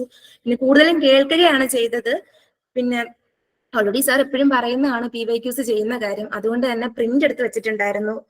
നോർമലി അല്ലാതെ കഴിഞ്ഞു പോയിട്ടുള്ള കുറച്ച് പ്രിന്റ്. അപ്പൊ അതിന്റെ ആൻസേഴ്സ് ഒക്കെ നമ്മുടെ ആപ്പിൽ നോക്കുമ്പോഴാണ് ആൻസേഴ്സ് ഒക്കെ കിട്ടുക. അപ്പൊ അതുകൊണ്ട് തന്നെ എനിക്ക് വളരെ നല്ല രീതിയിൽ അതിന്റെ കാര്യങ്ങൾ മുന്നോട്ട് കൊണ്ടുപോകാൻ പറ്റി. പക്ഷെ എങ്കിൽ പോലും തലേ ദിവസം വരെ കുറച്ച് കൂടുതൽ ഫ്രസ്ട്രേറ്റഡ് ആയിട്ടിരുന്ന് പഠിച്ചത് കൊണ്ടും സാർ അന്നേ ദിവസം തന്നെ ടോക്ക് ഇട്ടിട്ടുണ്ടായിരുന്നു, അധികം ഇന്നേ ദിവസം പുതിയ കാര്യങ്ങളൊന്നും നോക്കണ്ട, റെസ്റ്റ് എടുക്കാനൊക്കെയുള്ള കാര്യങ്ങൾ അന്ന് പറഞ്ഞിട്ടുണ്ടായിരുന്നെങ്കിൽ പോലും ഞാൻ കൂടുതലായിട്ടും അവസാനം കൂടുതൽ ടെൻസ്ഡ് ആയി. പക്ഷെ ആ ഒരു സമയം ഞാൻ പിന്നെയും വായിച്ചുകൊണ്ടേയിരുന്നു. ഉറക്കം ശരിയായില്ല. എന്നെ സംബന്ധിച്ചിടത്തോളം എനിക്ക് ഉറങ്ങിയില്ലെങ്കിൽ ഒത്തിരി ഇഷ്യൂസ് ഒക്കെ ഉണ്ടാവും. അപ്പോ അതൊന്നും നോക്കിയില്ല. പിറ്റേ ദിവസത്തെ എക്സാം കുറച്ചേറെ ബുദ്ധിമുട്ടായിരുന്നു. അറിയാവുന്ന ക്വസ്റ്റ്യൻസ് പോലും നല്ല രീതിയിൽ അറ്റൻഡ് ചെയ്യാൻ പറ്റില്ല. ഒരുപക്ഷെ അറിയാവുന്നത് തെറ്റിച്ചു വെച്ചു. എങ്കിൽ പോലും ഈ ഒരു കുറച്ച് ദിവസം കൊണ്ട് എനിക്കത് ക്രാക്ക് ചെയ്യാൻ പറ്റിയത് എന്ന് പറയുന്നത് I+ന്റെ ആ ഒരു മെത്തേഡ് അങ്ങനെ ആയതുകൊണ്ട് മാത്രമാണ്. അതിന് ഏറ്റവും കൂടുതൽ ഞാൻ നേരത്തെ പറഞ്ഞതുപോലെ തന്നെ ഈ ടീമിനോടാണ് കടപ്പെട്ടിരിക്കുന്നത്. അപ്പോൾ ഇനി എക്സാം എഴുതാനായിട്ട് പോകുന്ന കുട്ടികളോട് എനിക്ക് പറയാനുള്ളതെന്ന് വെച്ചിരുന്നാല് സ്ഥിരമായിട്ട് പഠിക്കുക. ഇപ്പോ കുറച്ച് ദിവസം കൊണ്ടൊക്കെ ഇങ്ങനെ പുറത്തൊരു വേൾഡുമായിട്ട് ഒരു കോണ്ടാക്ട് ഇല്ലാതെ പഠിക്കുക എന്ന് പറഞ്ഞു കഴിഞ്ഞാൽ എപ്പോഴും പോസിബിൾ ആകുന്നൊരു കാര്യമല്ല. ആ ഒരു സാഹചര്യത്തിൽ എനിക്കത് കഴിഞ്ഞു എന്നുള്ളത് മാത്രമേ ഉള്ളൂ. അത് വളരെ വലിയൊരു ഭാഗ്യമായിട്ട് കരുതുന്നു. പിന്നെ എന്റെ കുഞ്ഞ് 2 വയസ്സേ ഉള്ളൂ എങ്കിൽ പോലും ആ ഒരു സമയത്ത് വളരെയധികം സപ്പോർട്ട് ചെയ്തു. അമ്മ പഠിച്ചോ എന്ന് പറഞ്ഞിട്ട് ആ ഒരു കുഞ്ഞ് പോലും ആ ഒരു സമയത്ത് സപ്പോർട്ട് ചെയ്തിരുന്നു. അപ്പൊ അത് തന്നെ എനിക്ക് വളരെയധികം മോട്ടിവേറ്റഡ് ആയിരുന്നു. അതിനൊപ്പം തന്നെ നമ്മൾ സ്ഥിരമായിട്ട് പഠിക്കുകയാണെങ്കിൽ മാത്രമേ എന്ത് തന്നെ ആയിരുന്നാലും സക്സസിലോട്ട് എത്താനായിട്ട് പറ്റൂ. ഇപ്പൊ ഒരു ദിവസം ഒരു മണിക്കൂറെങ്കിലും പഠിച്ചാൽ അത് തന്നെ മതിയാവും. പുതിയ ടോപ്പിക്സ് പിറ്റേ ദിവസം പഠിച്ചില്ലെങ്കിൽ പോലും പഠിച്ച കാര്യങ്ങൾ റിവൈസ് ചെയ്ത് പോയി കഴിഞ്ഞാൽ അത് മറക്കാതെ സൂക്ഷിക്കാനായിട്ട് പറ്റും. അല്ല എങ്കിൽ നമ്മൾ കുറെ ദിവസം കഴിയുമ്പോൾ വീണ്ടും അതേ ടോപ്പിക്ക് പഠിക്കുമ്പോൾ നമ്മുടെ തന്നെ സമയം തന്നെയാണ് വേസ്റ്റ് ആയി പോകുന്നത്. അതുപോലെ തന്നെ നമ്മളിപ്പോ പഠിക്കാതിരിക്കാനായിട്ട് കുറെ സാഹചര്യങ്ങൾ ചിലപ്പോൾ ഉണ്ടായെന്നിരിക്കാം. അപ്പൊ അത്തരം സാഹചര്യങ്ങളൊക്കെ നമുക്ക് ചിലപ്പോൾ ഒഴിവാക്കാൻ പറ്റണമെന്നില്ല. ഇനി ഒഴിവാക്കാൻ പറ്റാത്തവയാണെന്നുണ്ടെങ്കിൽ നമ്മൾ തന്നെ നമ്മുടെ പുതിയ വഴി തേടി പോകേണ്ടി വരും. ഇപ്പോ എനിക്ക് കുട്ടികളോട് പറയാനുള്ളതെന്ന് വെച്ചാല്, ഇപ്പോ പഠിക്കുന്ന കാര്യത്തിൽ നമ്മുടെ നല്ല എഡ്യൂക്കേഷൻ പരമായിട്ടുള്ള നല്ല ഫ്യൂച്ചറാണ് നമ്മൾ ആഗ്രഹിക്കുന്നതെങ്കിൽ മറ്റുള്ള കാര്യങ്ങൾ എല്ലാം മറന്നിട്ട് ഇപ്പം എഡ്യൂക്കേഷന് വേണ്ടി കൂടുതൽ സമയം സ്പെൻഡ് ചെയ്തിട്ട് നമുക്ക് നല്ലതെന്ന് തോന്നുന്ന കാര്യങ്ങളിൽ കൂടുതലായിട്ട് ടൈം എടുക്കാനായിട്ട് ശ്രമിക്കുക. ബാക്കിയുള്ള കാര്യങ്ങളൊക്കെ വഴിയേ വന്നോളൂ. അപ്പോൾ ഏറ്റവും നന്നായിട്ട് മോട്ടിവേറ്റഡ് ആയിട്ട് എപ്പോഴും I+ ടീമിന്റെ സപ്പോർട്ടും അതുപോലെ തന്നെ അവിടെ നിന്ന് വരുന്ന മോട്ടിവേഷനൊക്കെ എപ്പോഴും ഫോളോ ചെയ്യുക. ഇതൊക്കെ തന്നെയാണ് എനിക്ക് പറയാനുള്ളത്. എന്തായാലും സെറ്റ് കിട്ടിയതിൽ വളരെയധികം സന്തോഷമുണ്ട്. Thank you. എക്സ്പീരിയൻസ് ഷെയർ ചെയ്തതിനും പ്രത്യേകം നന്ദി. മുന്നോട്ടുള്ള ജേർണിയിലും എല്ലാ നന്മകളും മുമ്പ് എക്സ്പീരിയൻസ് ഷെയർ ചെയ്ത മാർലനും ഇതുപോലെ പങ്കെടുത്ത 3 പേർക്കും ആശംസിക്കുന്നു. ഭാഗ്യ ടീച്ചറിനെ കണ്ടിന്യൂ ചെയ്യാം. ഓക്കെ, സത്യസന്ധമായിട്ടാണ് സൗപർണിക സംസാരിച്ചതിൽ നിന്ന് സ്ട്രൈക്ക് ചെയ്തിട്ടുള്ള ഒരു കാര്യം ഉള്ള സമയം സിസ്റ്റമാറ്റിക് ആയിട്ട് പഠിക്കാനായിട്ട് ഉപയോഗിച്ചു എന്നുള്ളതാണ്. അപ്പൊ എന്താണ് പരീക്ഷ എന്ന് നമുക്ക് മനസ്സിലായി, എന്ത് പഠിക്കണം എന്ന് നമുക്ക് മനസ്സിലായി. അടുത്തത് നമ്മൾ നോക്കുന്നത് എങ്ങനെ പഠിക്കണം എന്നുള്ളതാണ്. വളരെ ഇമ്പോർട്ടന്റ് ആയിട്ടുള്ള ഒരു കാര്യമാണ്. 2 പേപ്പറിനും തുല്യ പ്രാധാന്യം നൽകി പഠിക്കണം. അപ്പൊ നമ്മുടെ സ്ക്രീൻ ആദ്യം പറഞ്ഞത് അങ്ങനെയാണ്, 2 പേപ്പറിനും ഞാൻ തുല്യ പ്രാധാന്യം നൽകിക്കൊണ്ടാണ് പഠിച്ചത് എന്നുള്ളതാണ്. അപ്പൊ അങ്ങനെ തന്നെയാണ് പഠിക്കണം. നമ്മുടെ മുമ്പിലുള്ള സിലബസ് മുഴുവനായിട്ട് കവർ ചെയ്യുക. അപ്പൊ നമുക്ക് സിലബസ് കാണുന്ന സമയത്ത് അയ്യോ എത്ര കാര്യങ്ങളാണ് പഠിക്കാനുള്ളത്, ബട്ട് ഇത്രയധികം സംഭവങ്ങൾ സൈക്കോളജിയിൽ പഠിക്കാനുണ്ട്, കറണ്ട് അഫയേഴ്സിൽ കാര്യമുണ്ട്. അപ്പൊ ഒരുപാട് മുൻവിധികൾ നമുക്ക് വരും. ഈ സമയത്തിനുള്ളിൽ എനിക്ക് തീർക്കാനായിട്ട് പറ്റുമോ? വേറെ കുറെ ഇപ്പൊ നിങ്ങളിലെല്ലാം BEd ചെയ്തിരിക്കുന്നവരുണ്ടാവാം, വർക്ക് ചെയ്തുകൊണ്ടിരിക്കുന്നവരുണ്ടായിരിക്കാം, മറ്റു കാര്യങ്ങൾ വീട്ടിൽ ബിസി ആയിട്ടുള്ളവരുണ്ടായിരിക്കാം, പല സാഹചര്യങ്ങളിൽ നിന്ന് വരുന്നവരുണ്ടായിരിക്കാം. അപ്പൊ ഉള്ള സമയം കൃത്യമായിട്ട് പഠിക്കാനായിട്ട് ശ്രമിക്കുക. കൃത്യവും ചിട്ടയോട് കൂടിയിട്ടുള്ള ഒരു പഠനം, സിസ്റ്റമാറ്റിക് ആയിട്ടുള്ള ഒരു പഠനം മാത്രമാണ്, അല്ലെങ്കിൽ അത്തരത്തിലുള്ള ഒരു പ്രവർത്തനം മാത്രമാണ് എന്ത് കാര്യത്തിലാണെങ്കിലും, ലൈഫിലാണെങ്കിലും അതുപോലെ തന്നെ പഠനത്തിലാണെങ്കിലും പരീക്ഷയിലാണെങ്കിലും നമ്മൾ എവിടേക്ക് എത്തിക്കുള്ളൂ, വിജയത്തിലേക്ക് എത്തിക്കുള്ളൂ. പരമാവധി മുൻവിധികളൊക്കെ ഒഴിവാക്കുക. എനിക്കിത് പറ്റില്ല, ഇത് എളുപ്പമല്ല, ഈ ലേണിംഗ് തിയറീസ് ഞാൻ നോക്കുന്നേ ഇല്ല, ഇത് എത്ര പഠിച്ചാലും എനിക്ക് കിട്ടില്ല, അത്തരത്തിലുള്ള മുൻവിധികളൊക്കെ ഒഴിവാക്കുക. കൃത്യമായിട്ട് പഠിക്കാനായിട്ട് നമ്മൾ ശ്രമിക്കണം. അങ്ങനെ പഠിക്കാതിരിക്കുന്നതിനെക്കാട്ട് മുമ്പായിട്ട് ഒരു കാര്യം നമ്മൾ നിർബന്ധമായിട്ട് ചെയ്യണം. IPLSന്റെ കൂടെ കൂടുന്ന കുട്ടികളോടൊക്കെ നമ്മൾ ആദ്യം ചോദിക്കുന്ന ചോദ്യം എന്താണ് നമ്മുടെ സിലബസുമായി ബന്ധപ്പെട്ടിട്ട് ഏതൊക്കെ കാര്യങ്ങൾക്ക് നമുക്ക് അറിയാം, ഇതെനിക്കറിയാം, ജസ്റ്റ് ഒന്ന് വായിച്ചാൽ എനിക്ക് അതിൽ സ്കോർ ചെയ്യാൻ പറ്റും, ഇതെനിക്കറിയില്ല, ഇതെനിക്ക് ഭയങ്കര ടഫാണ്. അപ്പൊ നിങ്ങൾ ഒന്ന് പറഞ്ഞേ ഏതൊക്കെ ഏരിയാസ് ആണ് നിങ്ങൾക്ക് എളുപ്പം. അപ്പൊ S എന്നിട്ടിട്ട് നിങ്ങൾക്ക് വേണമെങ്കിൽ ഇന്ന ഏരിയാസ് എനിക്ക് എളുപ്പമാണ്, W എന്നിട്ടിട്ട് എഴുതാം ഇന്ന ഏരിയാസ് എനിക്ക് വീക്കാണ്. ഒന്ന് ചാറ്റ് ബോക്സ് യൂസ് ചെയ്തിട്ടൊന്ന് വേഗം പറഞ്ഞേ ഏതാണ് നിങ്ങളുടെ സ്ട്രെങ്ത് ഏരിയാസ്, ഏതാണ് വീക്ക് ഏരിയാസ് എന്നുള്ളത്. പെട്ടെന്ന് തോന്നുന്ന കാര്യങ്ങൾ പറയാം, വേഗത്തിൽ പറഞ്ഞ എല്ലാവരും. ഏതാണ് നിങ്ങളുടെ മാത്സ് ആണ് പ്രോബ്ലം എന്ന് ബുഹൈസ് പറയുന്നുണ്ട്. മാത്സ് ആണ് പ്രോബ്ലം. സെറ്റ് എക്സാമിൽ 10 വരെയുള്ള ചോദ്യങ്ങൾ 1 മുതൽ 10 വരെ 8 മുതൽ 10 വരെയുള്ള ചോദ്യങ്ങൾ സ്ഥിരമായിട്ട് 11ലേക്കൊക്കെ പോയിട്ടുള്ള സമയങ്ങളുണ്ട്. മാത്സ് ആണ് പ്രോബ്ലം എന്ന് ഇവിടെ ഒരാൾ പറഞ്ഞു. ഇനി വേറൊരാൾ പറഞ്ഞേ കറണ്ട് അഫയേഴ്സ് ആണ് വീക്ക് എന്ന്. കറണ്ട് അഫയേഴ്സ് മാത്സ് ആണ് എന്ന് റീമ പറയുന്നുണ്ട്. റീമ ഫ്രാൻസിസ് പറയുന്നത് കറണ്ട് അഫയേഴ്സ് മാത്സ് ആണ് എന്നാണ്. കവിത പറയുന്നത് മാത്സ് ആണ് എന്നാണ്. ടീച്ചിങ് ആപ്റ്റിറ്റ്യൂഡ് ആണ് എന്റെ സ്ട്രെങ്ത് എന്ന് പറയുന്നുണ്ട്.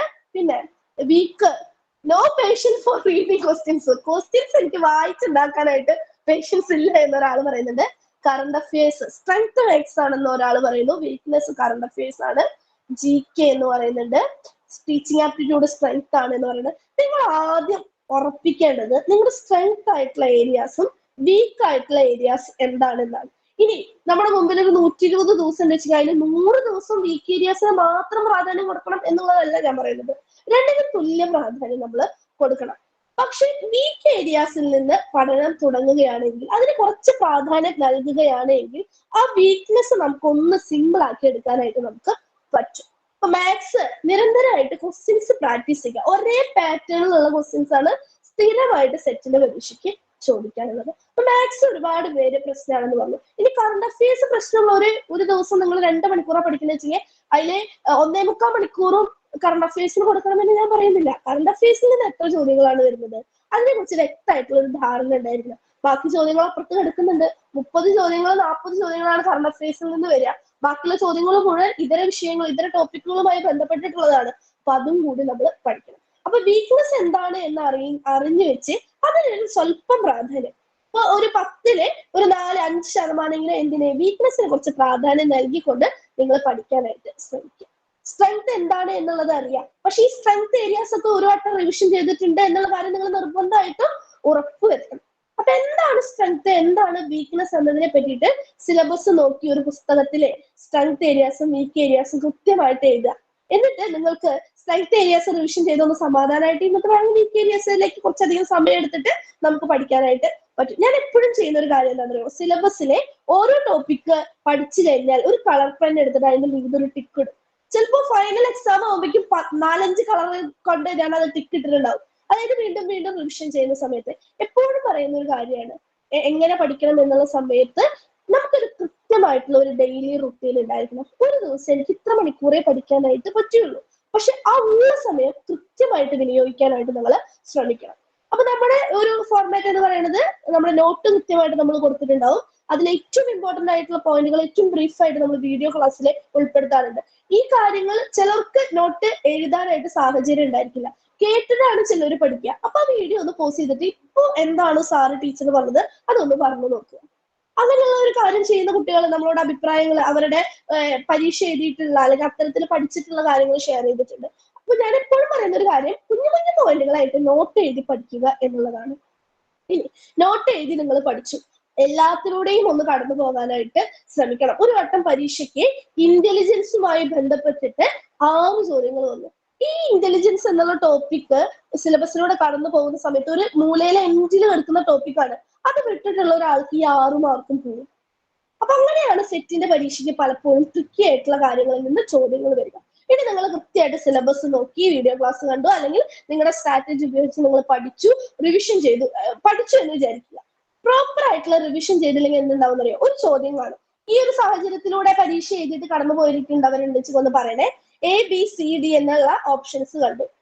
എയും അല്ല ഡിയും അല്ല എന്നറിയാം, ഉറപ്പിച്ചു. എയും അല്ല ഡിയും അല്ല, ഡിയും സിയും ഇതിലേതാണ് എന്ന് കൺഫ്യൂഷൻ വരും. ഈ ഒരു കൺഫ്യൂഷനിൽ എത്തി നിൽക്കുന്ന വിദ്യാർത്ഥികൾ നമ്മുടെ കൂട്ടത്തിൽ ഇപ്പൊ ഉണ്ടോ? യെസ്, ഇവിടെ ഒരാൾ ആദ്യമേ തന്നെ പറഞ്ഞിട്ടുണ്ട് ഞാനുണ്ട് എന്നുള്ളത്, ദേവികയും പറയുന്നുണ്ട് ഞാനുണ്ട് എന്നുള്ളത്.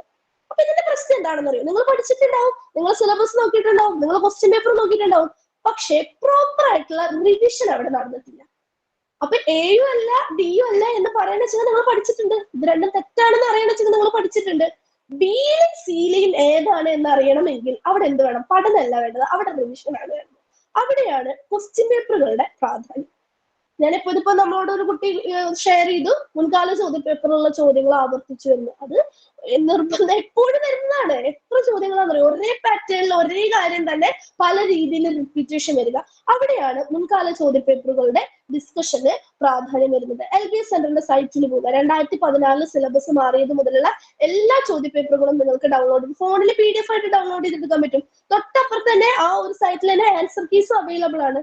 കൃത്യമായിട്ട് ഇത് പ്രിന്റ് എടുത്ത് റിവിഷൻ ചെയ്ത് പഠിച്ചു നോക്കുക, അല്ലെങ്കിൽ നിങ്ങളുടെ കയ്യിലുള്ള നോട്ട്ബുക്കിൽ കുഞ്ഞു പോയിന്റുകളായിട്ട് ആ ക്വസ്റ്റ്യൻസ് എഴുതി വെച്ച് പഠിച്ചു നോക്കിയ ഒരാഴ്ചയിൽ 2 ക്വസ്റ്റ്യൻ പേപ്പർ നിങ്ങൾ ചെയ്താൽ മതി. പരീക്ഷയാണ് അങ്ങോട്ട് പോകുമ്പോൾ മുഴുവൻ ക്വസ്റ്റ്യൻ പേപ്പർ, ഇതുവരെ നടന്നിട്ടുള്ള എല്ലാ പരീക്ഷയുടെ ക്വസ്റ്റ്യൻ പേപ്പറും നിങ്ങൾക്ക് ആൻസർ ചെയ്യാനായിട്ട് പറ്റും. ഒരു പേപ്പർ എടുക്കുക, 120 മിനിറ്റ് ടൈം വളരെ ഇമ്പോർട്ടന്റ് ആണ്.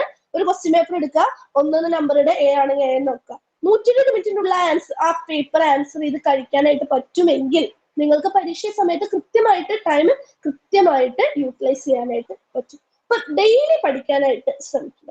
ഇനി അല്ല വീക്കിലി നമുക്കൊരു 4 മണിക്കൂറാണ് പഠിക്കാനായിട്ട് പറ്റുന്നുള്ളൂ, പല കാരണങ്ങൾ കൊണ്ട് ആ പഠിക്കുന്ന സമയം നിങ്ങൾക്കൊരു ധാരണ ഉണ്ടാകും, ഇന്ന് ഇത്ര പോർഷൻസ് ഞാൻ കവർ ചെയ്യും, ഇത്ര പോർഷൻസ് ഞാൻ റിവിഷൻ ചെയ്യും, അല്ലെങ്കിൽ ഞായറാഴ്ച ഉച്ചയ്ക്ക് ലഞ്ച് കഴിക്കുന്നതിനെക്കാട്ട് മുമ്പ് ഇന്ന സാധനം ഞാൻ ഒന്നും കൂടി എന്റെ വീക്ക് ഏരിയ ആണത്, എനിക്ക് എത്ര പഠിച്ചിട്ട് ഓർമ്മ നിൽക്കുന്നില്ല, അതൊന്നും ഞാൻ വായിച്ചതിന് ശേഷം ഞാൻ ആക്കുള്ളൂ എന്ന് പറയും.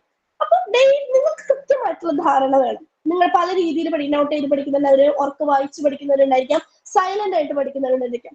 നിങ്ങളുടെ പഠനത്തിനുള്ള സ്ട്രാറ്റജി ഏതുമാകട്ടെ അത് കൃത്യമായിട്ട് നിങ്ങൾ ഫോളോ ചെയ്യാനായിട്ട് ശ്രമിക്കുക. ഒരു വട്ടമെങ്കിലും സിലബസിലൂടെ മൊത്തത്തിലൊന്ന് പഠിക്കാനും മൊത്തത്തിലൊന്ന് റിവിഷൻ ചെയ്യാനും നിങ്ങൾ നിർബന്ധമായിട്ട് ശ്രമിക്കണം. ഇത്തരത്തിലുള്ള കാര്യങ്ങളൊക്കെ ചെയ്യാൻ പഠിക്കാൻ നിങ്ങൾ തയ്യാറാണ് എങ്കിൽ I+ ടീം നിങ്ങളുടെ ഒപ്പമുണ്ട്. കംപ്ലീറ്റ്ലി നമ്മുടെ സിലബസ് മുഴുവനായിട്ട് കവർ ചെയ്യുന്ന രീതിയിലുള്ള ക്ലാസ്സുകളാണ് നമ്മൾ ഒരുക്കിയിരിക്കുന്നത്. അപ്പൊ നിങ്ങൾ പഠിക്കുന്ന സമയത്ത് നിങ്ങൾക്ക് കൃത്യമായിട്ട് ടൈം മാനേജ്മെന്റ് ആയിട്ട് നിങ്ങൾ സിലബസ് മുഴുവനായിട്ട് കവർ ചെയ്യണം. കീ നോട്ട്സ് ആയിട്ട് നിങ്ങൾ എന്ത് ചെയ്യണം? പോയിന്റ് ആയിട്ട് കാര്യങ്ങൾ, ആ തിയറി മുഴുവൻ, ഇപ്പോ ക്ലാസിക്കൽ കണ്ടീഷനിങ് തിയറി, പാവ്ലോവിന്റെ ക്ലാസിക്കൽ കണ്ടീഷനിങ് തിയറി മൊത്തം വേറെ നോട്ടിൽ പകർത്താനല്ല പറയുന്നത്. എന്താണ് ആ തിയറി, എന്താണ് അതിലൂടെ അദ്ദേഹം മുന്നോട്ട് വെക്കുന്നത്, അതിന്റെ ക്ലാസ് റൂമിലുള്ള ഇംപ്ലിക്കേഷൻസ് എന്തൊക്കെയാണ്, ഈ കാര്യങ്ങൾ കൃത്യമായിട്ട് നോട്ട് ചെയ്ത് പഠിക്കണം. അതാണ് കീ നോട്ട്സ് എന്ന് പറയുന്നത്. ഇനി പ്രീവിയസ് ക്വസ്റ്റ്യൻ പേപ്പർ കൃത്യമായിട്ട് അനാലിസിസ് ചെയ്യുകയും അത് പഠിക്കുകയും വേണം. ഏറ്റവും അവസാനത്തെ ഏറ്റവും ഇമ്പോർട്ടന്റ് ആയിട്ടുള്ള കാര്യം പ്രോപ്പർ റിവിഷൻ ആണ്. പഠനം മാത്രമല്ല, ഞാൻ ആവർത്തിച്ച് അത് തന്നെയാണ് പറയുന്നത്, റിവിഷനുള്ള പ്രാധാന്യം. അപ്പൊ ഇനി വരുന്ന സെറ്റ് നമുക്ക് സെറ്റ് ആക്കാനായിട്ട് പറ്റും. I+ ടീം നിങ്ങൾക്ക് ഒപ്പമുണ്ട്. ജനറൽ പേപ്പർ, സബ്ജക്ട് പേപ്പറിലെ botany, commerce, chemistry, economics, English, history, maths, Malayalam, physics, അതുപോലെ തന്നെ സൈക്കോളജി, സുവോളജി തുടങ്ങിയ സബ്ജക്ട് പേപ്പറുകളിലെ കോഴ്സ് അവൈലബിൾ ആണ്. നിങ്ങൾക്ക് മോക്ക് ക്ലാസ്സുകൾ കണ്ടിട്ട് കോഴ്സ് എടുക്കാവുന്നതാണ്. ഇനി ഒരു 2 മിനിറ്റ് ടൈം ഉണ്ട്. നിങ്ങൾക്ക് എന്തെങ്കിലും ഡൗട്ട് ഉണ്ട് വെച്ചെങ്കിൽ നമുക്കത് ക്ലിയർ ചെയ്യാം, അല്ലെ അലൻ സാർ? ഒരു മിനിറ്റ് സമയം നമുക്ക് അതിന് വേണ്ടിയിട്ട് മാറ്റി വയ്ക്കാം. തീർച്ചയായിട്ടും ഡൗട്ടുകൾ ഉണ്ടെങ്കിൽ നിങ്ങൾക്ക് ഇപ്പോൾ ചാറ്റ് ബോക്സിൽ ചോദിച്ചാൽ ഈ പരീക്ഷയെ സംബന്ധിച്ചുള്ളത് ഭാഗ്യ ടീച്ചറും ഞാനും ക്ലിയർ ചെയ്യാം. അതോടൊപ്പം പങ്കെടുത്ത എല്ലാവർക്കും ഒരു നന്ദി പറയാനും കൂടി ഈ ഒരു മിനിറ്റ് ഉപയോഗപ്പെടുത്തുകയാണ്. തുടക്കം മുതൽ ഒടുവിൽ വരെയും ഭൂരിഭാഗം പേരും വെയിറ്റ് ചെയ്തു, പങ്കെടുത്തു. അതുപോലെ ശ്രീന, മല്ലൻ, സൗപർണികയൊക്കെ അവരുടെ എക്സ്പീരിയൻസ് ഷെയർ ചെയ്യുകയും നിങ്ങളുടെ ബെറ്റർമെന്റിനായിട്ട് ടൈം ടേബിൾ പ്രിന്റ് എടുക്കാനായിട്ട് ശ്രമിക്കുകയൊക്കെ ചെയ്തു. അപ്പൊ ഒരിക്കൽ കൂടി നന്ദി പറയുന്നു പങ്കെടുത്ത എല്ലാവർക്കും. ഭാഗ്യ ടീച്ചറിനും പ്രത്യേകിച്ച്. ഡൗട്ടുകൾ കൂടി ക്ലിയർ ചെയ്ത് നമുക്ക് സെഷൻ വൈൻഡ് അപ്പ് ചെയ്യാം. Thanks everyone. ടൈം ടേബിള് കിട്ടുമോ എന്നുള്ളതാണ് ഒരാൾ ഡൗട്ട് ചോദിച്ചിട്ടുള്ളത്. ടൈം ടേബിൾ കൃത്യമായിട്ട് നമുക്ക് അവൈലബിൾ ആണ്. നിങ്ങൾക്ക് കോഴ്സ് എടുക്കുന്ന സമയത്ത് തന്നെ I+ന്റെ ടൈം ടേബിൾ എങ്ങനെയാണ് പഠിക്കേണ്ടത് എന്നുള്ള സ്റ്റഡി സ്ട്രാറ്റജി കൃത്യമായിട്ട് നിങ്ങൾക്ക് മനസ്സിലാകും. മോക്ക് ക്ലാസ്സിൽ വീഡിയോ ലെസൺസ് ഉണ്ടായിരിക്കും. ലൈവ് ക്ലാസ് പരീക്ഷയ്ക്ക് മുന്നോടിയായിട്ട് കൃത്യമായിട്ട് യൂണിറ്റ് ജനറൽ പേപ്പറിന്റെ യൂണിറ്റുകൾ കവർ ചെയ്യുന്ന രീതിയിൽ എന്റെയും മലൻ സാറിന്റെയും ഒക്കെ ലൈവ് ക്ലാസ്സുകൾ ഉണ്ടായിരിക്കും.